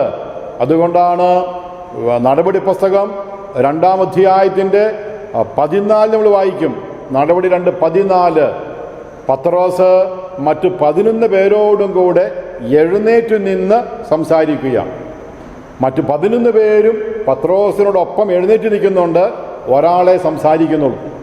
കാരണം 12 പേരുടെ അനുഭവം, വിശ്വാസം ഒന്ന് തന്നെയാണ്. യേശു അനുഭവമാണ് അവരുടെ യേശു അനുഭവം. പക്ഷെ അത് വ്യത്യസ്ത രീതിയിലാണ് അവർ പിന്നെ പ്രകടിപ്പിച്ചത്. അവിടെ തോമാശ്ലീഹ കേരള മണ്ണിൽ വന്നു, അല്ലെങ്കിൽ ഇറാഖിൽ എദേസായിൽ സഭ സ്ഥാപിച്ചു. അങ്ങനെ പത്രോസൊക്കെ റോമി സഭ സ്ഥാപിച്ചു. അപ്പം ആ ഒരു പശ്ചാത്തലത്തിൽ അങ്ങനെയാണ് റീത്തുകൾ ഉണ്ടാകുന്നത്, സഭകൾ ഉണ്ടാകുന്നത്. റീത്തുകൾ വ്യത്യസ്തങ്ങളുണ്ട്. പക്ഷേ എല്ലാവരും പത്രോസ്ലീഹായുടെ ആ നേതൃത്വത്തിന് കീഴിൽ മറ്റ് 11 പേര് ഒരേ മനസ്സോടെ ഒരുമിച്ച് നിന്ന് അവിടെ പത്രോസ് മാത്രമാണ് സംസാരിക്കുന്നത്. എല്ലാവരുടെ അനുഭവം, യേശു അനുഭവം, അത് പത്രോസിലൂടെ വെളിപ്പെടുത്തുന്നുവെന്ന് അവർക്കറിയാം. അതുകൊണ്ട് 12 പേരും 12 രീതി സംസാരിക്കുക. പത്രോസാണ് സംസാരിക്കുന്നത്. ഇവിടെയാണ് പരിശുദ്ധാത്മാ വന്നപ്പോൾ സെഗിയോ സംസ്കാരമുണ്ടായത്. സഖിയോ സംസ്കാരം, ഐക്യത്തിൻ്റെ സംസ്കാരം. പത്രോസ് സംസാരിക്കുമ്പോൾ എല്ലാവരും അവരുടെ ഭാഷകളിൽ കാര്യം മനസ്സിലാക്കുകയാണ്. ബാബേ സംസ്കാരം വ്യത്യാസമാണ്. ഒരാളൊന്ന് പറഞ്ഞാൽ മറ്റുള്ളവർ പല രീതി കേൾക്കും. അങ്ങനെ ഭാഷ തെറ്റുകയാണ്. ഭാഷ തെറ്റി. അതാണ് പല സഭകളില്ല, പല ആശയങ്ങളില്ല, പല സംവിധാനങ്ങളില്ല. അത് ബാബേ സംസ്കാരമാണ്. പാപം ചെയ്തതിൻ്റെ ലക്ഷണമാണത്. ചെതറിക്കുക, ഡൈബോളിക്, ചെതറിപ്പോവുകയാണ്. പൈശാചികമാണ് അവിടെ സംഭവിക്കുന്നത്. അതിനെതിരെയാണ് അപ്പൻ കല്യാണം കഴിച്ച് അവസാനം യേശു വിവാഹം ചെയ്ത് ഇതിനെല്ലാം ഏകോപിപ്പിക്കുന്നത്. ഏകസഭ, ഒരു സഭ. എന്നാൽ അതിനകത്ത് ആരാധനാക്രമത്തിൽ വ്യത്യാസമുണ്ട്, അതിൻ്റെ വസ്ത്രധാരണ പശ്ചാത്തലത്തിൽ വ്യത്യാസമുണ്ട്, അച്ചടക്ക നടപടികളിൽ. കാരണം ഒരു രാജ്യത്തെ അച്ചടക്ക നടപടി ആയിരിക്കില്ല വേറൊരു രാജ്യത്ത് സ്വീകരിക്കേണ്ടത്. അപ്പം ശിക്ഷണക്രമങ്ങളിൽ വ്യത്യാസമുണ്ട്, പ്രതികരണ രീതികൾ ദൈവശാസ്ത്ര പശ്ചാത്തലത്തിൽ വ്യത്യാസമുണ്ട്. പക്ഷേ ഇതിനകത്തെല്ലാം ഒരു ഏകോപനമുണ്ട്. ഏകോപിച്ചു വരാം, ഏകോപിക്കുകയും ചെയ്യണം. അങ്ങനെ diversity in unity in diversity, വ്യത്യസ്തതയിൽ ഐക്യമുണ്ടാവുക. അത് വേർപിരിഞ്ഞ് പോവുകയല്ല ചെയ്യണ്ടേ. ഐക്യത്തിൽ അതിന് ബുദ്ധിമുട്ടുണ്ട്, അത് അനുസരണമുണ്ട്. ഇവിടെയാണ് വിശ്വാസത്തിൻ്റെ പുഷ്പിക്കലാണ് അനുസരണമെന്ന് പറയുന്നത്. അനുസരണത്തിന് കീഴിലാണ് ഈശോ രക്ഷിക്കുന്നത്. നമ്മൾ മനസ്സിലാക്കണം. ഫിലിപ്പിയിലെ 2:4 വായിക്കുന്നുണ്ട്, മരണത്തോളം, അത് കുരിശു മരണത്തോളം അവൻ അനുസരണമുള്ളവനായി തീർന്നു. ഒത്തിരി പേര് കുരിശെ കയറിയിട്ടുണ്ട്. അവരുടെ കുരിശൊന്നും രക്ഷിച്ചിട്ടില്ല. യേശുവിൻ്റെ കുരിശ് രക്ഷാകര അനുഭവമായി മാറി, രക്ഷയുടെ ചിഹ്നമായി മാറി യേശുവിൻ്റെ കുരിശെന്ന് പറയുന്നത്. ആ കുരിശിലാണ് യേശു മരിക്കുന്നത്. വെറുതെ കുരിശിൽ മരിച്ചതുകൊണ്ട് കാര്യമൊന്നുമില്ല. അങ്ങനെ ഈശോ മരിച്ചിരുന്നെങ്കിൽ ഈശോ രക്ഷകനായി മാറുകയുമില്ല. അണ്ടർ ഒബീഡിയൻസ്, അത് ഫിലിപ്പിയർക്ക് എഴുതുമ്പോൾ പൗലോസ് പറയുന്നുണ്ട്, അനുസരണത്തിൻ കീഴിൽ അവൻ കുരിശിൽ മരിച്ചതുകൊണ്ടാണ് രക്ഷകനായി മാറിയത്. അതുകൊണ്ട് പിതാവായ ദൈവം അവനെ മരിച്ചവൻ ഉയർപ്പിച്ച് എല്ലാ നാമങ്ങളെക്കാൾ ഉപരിയായ നാമം നൽകി. അതുകൊണ്ടാണ് എല്ലാ മുട്ടുകളും അവൻ്റെ മുമ്പിൽ മടക്കപ്പെടുന്നത്. അതുകൊണ്ടാണ് എല്ലാ നാവുകളും പിതാവായ ദൈവ മഹത്വത്തിനു വേണ്ടി ആ നാമത്തെ ഏറ്റുപറയുന്നത്. അപ്പനെ അനുസരിച്ച് മകൻ. അനുസരണം വരുമ്പോഴാണ് വിഷയമുണ്ടാകുന്നത്. ഇവിടെയാണ് പല സഭകളുണ്ടാകുന്നത്. അനുസരിക്കാൻ തയ്യാറല്ല. അവിടെ പാരമ്പര്യമൊന്നും വിഷയമല്ല. പാരമ്പര്യം പാടില്ല എന്നൊക്കെ പറഞ്ഞതുകൊണ്ടാണ് ഞങ്ങൾക്ക് തോന്നിയാസം ചെയ്യാം, ഇഷ്ടം പോലെ പെരുമാറാം, ഞങ്ങൾക്ക് ഞങ്ങളുടെ ശൈലി രൂപീകരിക്കാം. പക്ഷെ അനുസരണം വരുമ്പോൾ ഈ അനുസരണ പശ്ചാത്തലമാണ് വിശ്വാസത്തിൻ്റെ പ്രകടനം. ഇതാണ് അബ്രാഹമൊക്കെ അനുസരിച്ചത്, പരിശുദ്ധി അമ്മ അനുസരിച്ചത്, എല്ലാ വിശുദ്ധരും അനുസരിച്ചു. തയ്യാദി ഷർദാനൊക്കെ ചോർക്കുന്നു. അദ്ദേഹം നല്ലൊരു പുസ്തകം രചിച്ചു, ഭയങ്കര പണ്ഡിതനാണ്. ആ പുസ്തകം എഴുതി കഴിഞ്ഞപ്പോൾ അദ്ദേഹത്തിൻ്റെ സുപ്പീരിയേഴ്സ് പറഞ്ഞു ഇത് പബ്ലിഷ് ചെയ്യാൻ പറ്റത്തില്ല, അതങ്ങോട്ട് എഴുതി പൂർത്തീകരിച്ച് തന്നേരെ, ഞങ്ങൾ കുറേ പഠിച്ചിട്ട് ഞങ്ങൾ ചെയ്തോളാം, ഇപ്പോൾ ഒന്നും നടക്കണ കേസ് കെട്ടല്ല, ഇത് മിക്കവാറും പബ്ലിഷ് ചെയ്യാൻ ഞങ്ങൾ സാധിക്കുകയുമില്ല, ഇത് ഞങ്ങൾക്ക് കൊണ്ട് മനസ്സിലാകുന്നില്ല ഇതിൻ്റെ ആശയങ്ങൾ, അതുകൊണ്ട് എഴുതി തന്നേരെ ഞങ്ങളുടെ കയ്യിൽ ഏൽപ്പിക്കാൻ പറഞ്ഞു. തയ്യാദ് ഷർദാൻ അദ്ദേഹത്തിൻ്റെ മനോഹരമായൊരു പുസ്തകം രചിച്ച് രൂപീകരിച്ച് അത് പബ്ലിഷ് ചെയ്യാതെ അദ്ദേഹത്തിൻ്റെ അധികാരികളെ ഏൽപ്പിച്ചു, സുപ്പീരിയേഴ്സിനെ ഏൽപ്പിച്ചു. അദ്ദേഹം മരിച്ചുപോയി. പക്ഷെ പിന്നീട് സഭയ്ക്ക് തോന്നി ഇത് പബ്ലിഷ് ചെയ്യണമെന്ന്. അപ്പോൾ അവരാ പുസ്തകം അടച്ചു വച്ചിരിക്കുകയായിരുന്നു. അത് തുറന്നു, അതിനെക്കുറിച്ച് പഠിച്ചപ്പോൾ അതിനകത്ത് പിന്നെ പബ്ലിഷ് ചെയ്തു മനോഹരമായി. ആ സമയത്ത് പബ്ലിഷ് ചെയ്യാൻ പറ്റുന്ന സാഹചര്യം വന്നപ്പോൾ പബ്ലിഷ് ചെയ്തു. അതിനകത്തൊരു കുറിപ്പുണ്ടായിരുന്നു. ഷർദാൻ എഴുതി വച്ചിട്ടുണ്ട്, to obey is my duty, to think is my right. ചിന്തിക്കുക എന്ന് പറയുന്നത് എനിക്ക് അവകാശപ്പെട്ടതാണ്. To think is my right, ചിന്തിക്കാം. പക്ഷെ to obey is my duty, obedience is my duty, അതെൻ്റെ കടമയാണ്. അപ്പോൾ ചിലപ്പോൾ അവകാശത്തേക്കാൾ കടമ മുഴച്ചു നിൽക്കും. ആ കടമയുടെ പേരിൽ ഞാൻ ഈ പുസ്തകം സമർപ്പിക്കുന്നു. പക്ഷേ to think is my right, ചിന്തിക്കുന്ന അവകാശം. ഞാൻ ചിന്തിച്ചു, അപ്പം ഞാൻ എഴുതി, എൻ്റെ അഭിപ്രായങ്ങൾ എഴുതാതിരുന്നില്ല, പക്ഷേ സമർപ്പിച്ചു. സമർപ്പിക്കുക എന്നുള്ളത് എൻ്റെ കടമയാണ്. ഈ കടമ നിർവഹിച്ചിട്ട് അദ്ദേഹം കടന്നുപോയി. പക്ഷെ ചരിത്രം അദ്ദേഹത്തിൻ്റെ പുസ്തകം പബ്ലിഷ് ചെയ്യാൻ സാക്ഷി നിന്നു. ദൈവം ഇടപെട്ടു. പ്രിയമുള്ളവർ, ഇവിടെയൊക്കെയാണ് നമുക്ക് വേദന തോന്നുന്നത്. ഇവിടെയൊക്കെയാണ് ശരണമെന്ന പുണ്യമുണ്ടാകുന്നത്. ശരണം ദൈവിക പുണ്യമാണ്. ശരണം പുഷ്പിക്കുന്നതാണ് ദാരിദ്ര്യം. യോബ് പറഞ്ഞില്ലേ, ദൈവം തന്നു, ദൈവം എടുത്തു, ദൈവനാമം മഹത്വപ്പെടട്ടെ. എനിക്കെന്നാ ഉള്ളത്? ഞാനിങ്ങനെ മുഴപ്പിച്ചിട്ട് കാര്യം വല്ലതും ഉണ്ടോ? ദൈവം തന്നു, ദൈവനാമം മഹത്വപ്പെടട്ടെ. ഇതാണ് ദാരിദ്ര്യം പുഷ്പിക്കുന്നത്. എല്ലാം ദൈവത്തിൻ്റെ ദാനമാണ്. ഇത് വന്നു കഴിയുമ്പോഴാണ് യഥാർത്ഥ ഉപവി ഉണ്ടാകുന്നത്. ഇവിടെയാണ് ഈ ഉപവിയാണ് ദൈവത്തിൽ ചരിക്കുന്ന ബ്രഹ്മചര്യം. ബ്രഹ്മചര്യം എന്ന് വെച്ചാൽ വേറൊന്നിനോടും താല്പര്യമില്ല, ദൈവത്തോട് ബ്രഹ്മാവിൽ ചരിക്കുക. ബ്രഹ്മം ദൈവത്തിൻ്റെ വാക്കാണ്. ഇന്ത്യയിൽ, ഭാരതത്തിൽ ആ ദൈവത്തിൽ ചരിക്കുന്നത് പ്രിയമുള്ളവരെ അനുസരണത്തിൻ്റെ പശ്ചാത്തലത്തിലാണ്. ഇവിടെ കർത്താവ് പറഞ്ഞു, മത്തായിയുടെ സുവിശേഷം 11:28 വായിക്കും, അധ്വാനിക്കുന്നവരെ, ഭാരം വഹിക്കുന്നവരെ, നിങ്ങൾ എൻ്റെ അടുക്കൽ വാ, ഞാൻ നിങ്ങളെ ആശ്വസിപ്പിക്കാം. ഞാൻ ശാന്തശീലനും ഞാൻ വിനീത ഹൃദയനുമാണ്. എൻ്റെ മുഖം വഹിക്ക്, എന്നിൽ നിന്ന് പഠിക്ക്. എന്നതാ പഠിക്കാം? ഈ അനുസരണ പഠിക്കാൻ പറഞ്ഞത്. എന്നെ മുഖം വഹിക്കാൻ പറഞ്ഞത് എന്നതാ? ഈ മുഖമാണ് അമ്മ, സഭ, വീട്, ഒരു കുടുംബം. ഒരു കുടുംബത്തിലാകുമ്പോൾ മുഖം വഹിക്കണം. പക്ഷെ എൻ്റെ മുഖം വഹിച്ച മധുരമാണത്.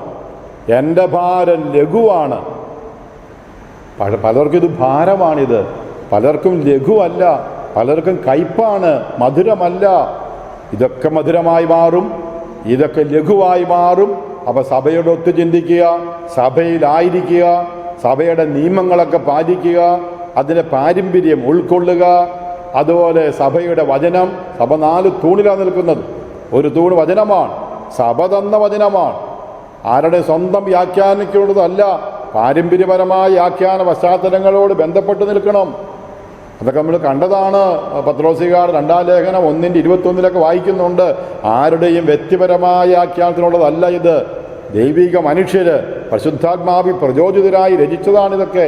അതുകൊണ്ട് ചുമ്മാ വിളിച്ചു പോകാൻ പറ്റത്തില്ല. സ്വന്തം വിശേഷം പറയരുത്, സുവിശേഷം പറയണം. സുവിശേഷം സ്വന്തം വിശേഷമല്ല. അതുപോലെ സഭയ്ക്ക് ഈ കൂദാശകൾ ഉണ്ടാകുന്നു. വചനത്തിൽ നിന്ന് കൂദാശ വരുന്നു.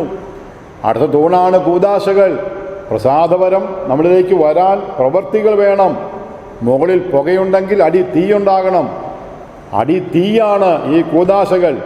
അതിൽ നിന്നാണ് പുകയുണ്ടാകുന്നേ, പ്രസാദപരം.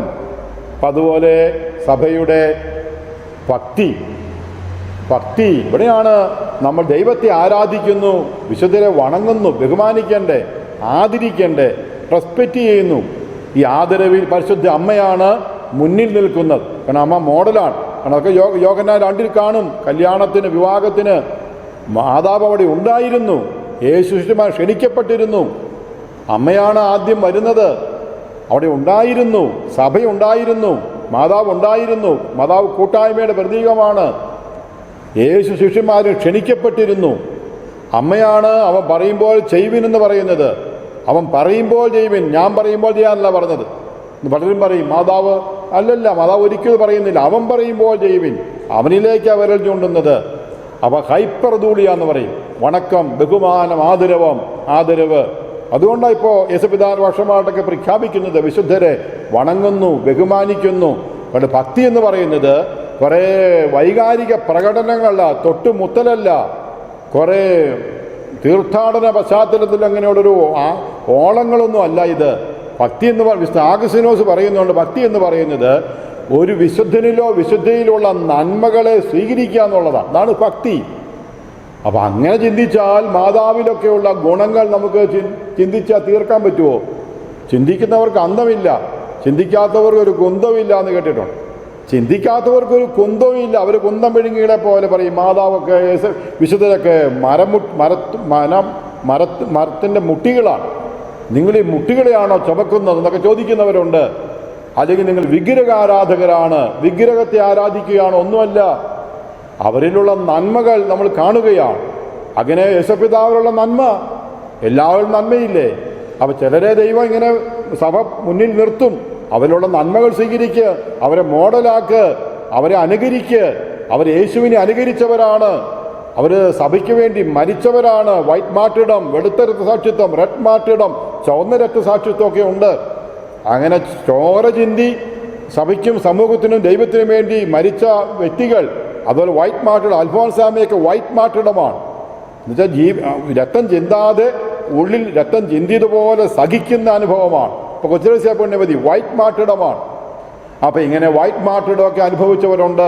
അവരോട് ഭക്തി, അവരുടെ നന്മകൾ സ്വീകരിക്കുക. അപ്പം വിശുദ്ധ ഗ്രന്ഥങ്ങളൊപ്പം തന്നെ ആത്മീയ പുസ്തകങ്ങൾ വായിക്കണം, വിശുദ്ധരുടെ ജീവചരിത്രങ്ങൾ വായിക്കണം.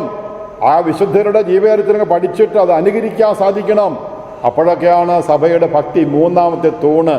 നാലാമത്തെ തൂണാണ് പാരമ്പര്യം. ഇതിന് പാരമ്പര്യം വേണ്ടേ? ഇതൊന്നുമില്ലാതെ, ഒരു വേലിക്കെട്ടില്ലാതെ, പുഴയാണെങ്കിൽ പുഴ രണ്ട് തീരങ്ങൾക്കിടയിലൂടെ ഒഴുകണം. രണ്ട് തീരമില്ലെങ്കിൽ സുനാമിയായി. കടല് സുനാമി അടിച്ചു കയറി വന്നു, നശിപ്പിച്ചില്ലേ? അതുപോലെ ജലപ്രളയം വന്നു, പുഴകളെ കരകവിഞ്ഞൊഴുകി. ആ ഡാം തുറന്നു, ജലപ്രളയം വന്ന പ്രളയമല്ലേ? പലരും പറഞ്ഞത് ഇവിടെ പ്രളയമാണ്. തീരം വേണ്ട, തീരത്തിൻ്റെ ഉള്ളിലൊഴുകണം, ഒതുങ്ങി നിൽക്കണം, ഇടുങ്ങിയ വഴിയിലൂടെ യാത്ര ചെയ്യണം. രക്ഷയുടെ പന്ഥാവിലെത്തുന്നത് അങ്ങനെയാണ്, ലക്ഷ്യത്തിലെത്തുന്നത് ആ രീതിയിലാണ്. ഇതിനാണ് സഭയുടെ ഒരു പാരമ്പര്യമൊക്കെ ഉണ്ട്. ഈ പാരമ്പര്യമൊക്കെ ഉൾക്കൊണ്ടുകൊണ്ട് നമ്മൾ കൂദാശകളൊക്കെ പരികർമ്മം ചെയ്ത് അതിന് ഔദ്യോഗികമായ വൈദിക പശ്ചാത്തലം, ഹൈറാർക്കി എന്ന് വെച്ചാൽ വിശുദ്ധ അധികാരനെ അർത്ഥമുള്ളൂ. ഹീരയാർക്കെ ഗ്രീക്ക് വാക്കാണ് ഹൈറാർക്കി. ഹീരയാർക്കെ വിശുദ്ധ അധികാരം. ആരും വീട്ടിൽ നിന്ന് കൊണ്ടുവരുന്നതല്ല. മെൽക്കിസദേക്കിന് കൃപപ്രകാരം വൈദികനാകുന്നു. മെൽക്കിസദേക്കിന് വീടും കുടുംബ പശ്ചാത്തലമൊന്നും ഇല്ല. ആ രീതിയിൽ അപ്പോൾ ദൈവം തിരഞ്ഞെടുക്കുന്നു. ആ തിരഞ്ഞെടുപ്പ് ആരുടെ യോഗ്യത കണ്ടുകൊണ്ടല്ല, കുറവുകൾ ഉള്ളതുകൊണ്ടാണ് തിരഞ്ഞെടുക്കുന്നത്. അതുകൊണ്ട് മദർ തെരേസ പറഞ്ഞത്, God does not call the equipped, he equips the called. ദൈവം പൂർണ്ണതയുള്ളവരെ അല്ല തിരഞ്ഞെടുക്കുന്നത്, വിളിക്കുന്നത്. അപൂർണതയുള്ളവരെയാണ് വിളിക്കുന്നത്. അപൂർണതയുള്ളവരെ വിളിച്ചിട്ട് ദൈവം അവർക്ക് പൂർണ്ണത കൊടുക്കുകയാണ് ചെയ്യുന്നത്. God does not call the equipped, he equips the called. ദൈവം അപൂർണതയുള്ളവരെ തിരഞ്ഞെടുത്തിട്ട് അവർക്ക് പൂർണ്ണത കൊടുക്കുന്നു. നമ്മൾ കണ്ടത് എല്ലാവരിലുണ്ട് പാപച്ചായ്വ്, കുറവുകളും കുറ്റങ്ങളുമുണ്ട്. ആരും പൂർണ്ണരല്ല. അതുകൊണ്ട് ഈ അപൂർണതരെ തിരഞ്ഞെടുക്കുമ്പോൾ നമ്മൾ പറയും സഭ പാപമാണ്, അശുദ്ധിയാണ്, വിശുദ്ധ അല്ല. വിശുദ്ധ തന്നെയാണ്. ദൈവമാണ് പൂർണ്ണത കൊടുക്കുന്നത്. അതുകൊണ്ട് പൗലോസ്ലീഹ പറഞ്ഞു, നിങ്ങൾ പ്രാർത്ഥിക്കണം, പ്രാർത്ഥിക്കണം, പ്രാർത്ഥിക്കണം. നിൽക്കുന്നവൻ വീഴാതിരിക്കാൻ വേണ്ടി പ്രാർത്ഥിക്കണം. അതിരം തുറക്കുമ്പോൾ വചനം കിട്ടാൻ വേണ്ടി പ്രാർത്ഥിക്കണം. നിങ്ങൾ പ്രാർത്ഥനയുടെ സപ്പോർട്ട് നൽകി ഞങ്ങളെ നിലനിർത്തണം. നിങ്ങൾ പ്രാർത്ഥന നിർത്തിയാൽ, ആ കരം പിൻവലിച്ചാൽ താഴെ വീഴും സഭയിൽ. അതുകൊണ്ട് ആ കുർബാനയ്ക്ക് അച്ഛന്മാർ മധുവകൈ കയറുമ്പോൾ സഹോദരന്മാരെ കർത്താവെ ആസ്വദിക്കണമേ, എൻ്റെ സഹോദരരെ കുർബാനയുടെ കരങ്ങൾ വഴി പൂർത്തിയാക്കുവാൻ നിങ്ങൾ എനിക്ക് വേണ്ടി പ്രാർത്ഥിക്കണമേ. അയോഗ്യനാണ് ഞാൻ. ഈ ഭൂമിയിൽ നിന്നാണ് ഞാൻ കയറി വന്നിരിക്കുന്നത്. ഈ ഭൂമിയിലെ പൊടിപടലങ്ങൾ എൻ്റെ പാദത്തിലുണ്ട്, എൻ്റെ ജീവിതത്തിലുണ്ട്. നിങ്ങൾ വിശുദ്ധീകരിക്കാൻ വേണ്ടി പ്രാർത്ഥിക്കണം. അങ്ങനെ കുർബാനയിൽ, സിറോ മലബാർ കുർബാനയിൽ 3 പ്രാവശ്യം വൈദികൻ ജനത്തിന് നേരെ തിരിഞ്ഞ് എളിമയോടുകൂടി കുനിഞ്ഞ് ആചാരം ചെയ്ത് കരങ്ങൾ വിടർത്തി പ്രാർത്ഥിക്കുന്നുണ്ട്. പ്രാർത്ഥിക്കണം. ഇവിടെയാണ് നമുക്ക് ഈ നോമ്പ് കാലഘട്ടം സഭയുടെ ചൈതന്യത്തിൽ വളരാനുള്ള കാലഘട്ടമാണ്. ഈശോയുടെ ഏറ്റവും വലിയ ആഗ്രഹമായിരുന്നു. അത് പറഞ്ഞ ആ വചനം പറഞ്ഞ് അവസാനിപ്പിക്കുന്നു. ഹെബ്രായ 10:7 പിതാവിതാ ഞാൻ വന്നിരിക്കുന്നു. പുസ്തകത്തിൻ്റെ ആരംഭത്തിൽ എന്നെക്കുറിച്ച് എഴുതിയിരിക്കുന്നത് പോലെ തിരുവിഷ്ടം നിറവേറ്റാൻ വേണ്ടി ഞാൻ വന്നിരിക്കുന്നു. ഹെബ്രായ 10:7 വായിക്ക്. പുസ്തകത്തിൻ്റെ ആരംഭത്തിൽ എന്നെക്കുറിച്ച് എഴുതിയിരിക്കുന്നത് പോലെ ഇതാ ഞാൻ നിന്റെ തിരുവിഷ്ടം നിറവേറ്റാൻ വേണ്ടി വന്നിരിക്കുന്നു. എന്താണ് പുസ്തകത്തിൻ്റെ ആരംഭത്തിൽ പിതാവിൻ്റെ തിരുവിഷ്ടം? അത് ഉൽപ്പത്തി 2:18 കാണും. മനുഷ്യൻ ഏകനായിരിക്കും നല്ലതല്ല. എല്ലാം നല്ലതാണെന്ന് കണ്ടു. 1:33 ഉൽപ്പത്തി എല്ലാം നന്നായിരിക്കുന്നു. എന്നാൽ ഒന്ന് മാത്രം നല്ലതല്ല എന്ന് കണ്ടു. മനുഷ്യൻ ഏകനായിരിക്കും നല്ലതല്ല എന്ന് കണ്ടു. അവൻ കൂട്ടായ്മയായി കഴിയണം. ഈ കൂട്ടായ്മ തകർക്കാനാണ് പിശാചിൻ്റെ ആഗ്രഹം. ഇതാണ് ഡൈബോളിക്. ദൈവത്തിൻ്റെ ആഗ്രഹം ചേർത്ത് നിർത്തുക എന്നുള്ളതാണ്.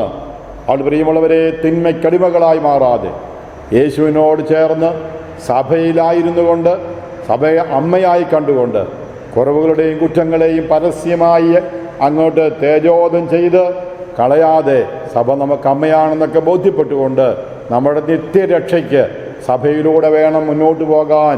എക്സ്ട്രാ എക്ലേസിയനുള്ള സാളൂസ്, സഭയ്ക്ക് പുറമേ രക്ഷയില്ല എന്നൊക്കെ പറഞ്ഞ് പഠിപ്പിച്ചിരുന്നെങ്കിൽ യഥാർത്ഥത്തിൽ സഭയിലൂടെയാണ് നമ്മുടെ രക്ഷയിലേക്ക് വരുന്നത്. There is no salvation outside the church. സഭ ഔദ്യോഗികമായ യേശുവിൻ്റെ മണവാട്ടിയാണ്, ശരീരമാണ്. അതുകൊണ്ട് ഔദ്യോഗികമായി ഈ സഭയ്ക്കുള്ളിൽ ചിന്തിച്ചുകൊണ്ട് ആയിരുന്നുകൊണ്ട് ഐക്യപ്പെട്ടുകൊണ്ട് മുന്നോട്ട് പോകുമ്പോൾ പത്രോസ് നീ പാറയാകുന്നു, പാറമേ സഭ ഞാൻ സ്ഥാപിച്ചിരിക്കുന്നു, നരകത്തിൻ്റെ കവാടങ്ങൾ നിനക്കെതിരെ പ്രബലപ്പെടുകയില്ല എന്ന് കർത്താവ് പറഞ്ഞെങ്കിൽ നമുക്കെതിരെ തിന്മ പ്രബലപ്പെടാതിരിക്കാൻ വേണ്ടി, നമ്മൾ ചെതറിപ്പോകാതിരിക്കാൻ വേണ്ടി പത്രോസ് എന്ന പാറമേ സ്ഥാപിക്കപ്പെട്ട സഭയോട് ഒത്തായിരിക്കണം, കൂടെയായിരിക്കണം. നമ്മൾ അതിനകത്ത് നമുക്കൊരു പൊക്കിൽ കൂടി ബന്ധമുണ്ടാകണം. സഭയുടെ ആചാരാനുഷ്ഠാനങ്ങൾക്ക് നമ്മൾ പങ്കാളികളായി മാറണം. എല്ലാറ്റിലും ഇതിൻ്റെ എല്ലാ പശ്ചാത്തലത്തിൽ അതിൻ്റെ പുഷ്പമെന്ന ലെവലിൽ, അതിൻ്റെ പുണ്യമെന്ന ലെവലിൽ പരസ്പര ബന്ധങ്ങളുണ്ടാകണം, കൂട്ടായ്മയുണ്ടാകണം.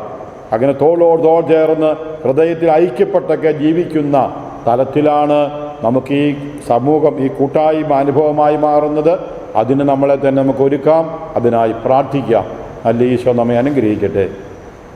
കർത്താവെ, ആരാധനകൾ പ്രവേശിക്കുന്നു. അങ്ങ് വളരെ ഹൃദയവേദന നിറഞ്ഞ് ഞങ്ങൾക്ക് ജന്മം നൽകി. അങ്ങ് ഞങ്ങൾക്ക് വേണ്ടി സഹിച്ചു, സഭ രൂപീകരിച്ചു. അങ്ങയ്ക്കൊരു മണവാട്ടിയെ, ഒരു ശരീരത്തെ രൂപീകരിച്ചു. ഞാൻ അതിലെ മക്കളാണ്, അവയവങ്ങളാണ്. അതൊക്കെ ഉൾക്കൊള്ളാൻ ഈ ആരാധന നിമിഷങ്ങൾ ഞങ്ങളുടെ ജീവിതത്തിലേക്ക് അങ്ങയുടെ പരിശുദ്ധാത്മാഭിഷേകം ഉണ്ടാകട്ടെ. അമ്മയെ ഞങ്ങൾക്ക് അനുഭവിക്കാൻ സാധിക്കട്ടെ. ഞങ്ങളുടെ കുടുംബത്തിൻ്റെ നവീകരണത്തിന് വേണ്ടി, കുടുംബത്തിന് വേണ്ടി നിലകൊള്ളാൻ ഞങ്ങൾ തയ്യാറാകട്ടെ. ഞങ്ങളുടെ കുടുംബത്തെ ഓർത്ത് ഞങ്ങൾ അഭിമാനിക്കട്ടെ. സഭ സാർവത്രികമാണ്, സഭ വിശുദ്ധമാണ്, സഭ ഏകമാണ്, സഭ അതുപോലെ തന്നെ സഭ വിശുദ്ധമാണ്, സൈകികമാണ്, സാർവത്രികമാണ്. അതിൽ ഏകസഭയാണ്. അങ്ങനെ ഞങ്ങളൊരു ഐക്യത്തിലൊക്കെ ആകാൻ ഞങ്ങൾ ആഗ്രഹിക്കുന്നു, പ്രാർത്ഥിക്കുന്നു. നിത്യപിതാവും പുത്രനും പരിശുദ്ധാത്മാവുമായ സർവേശ്വരായ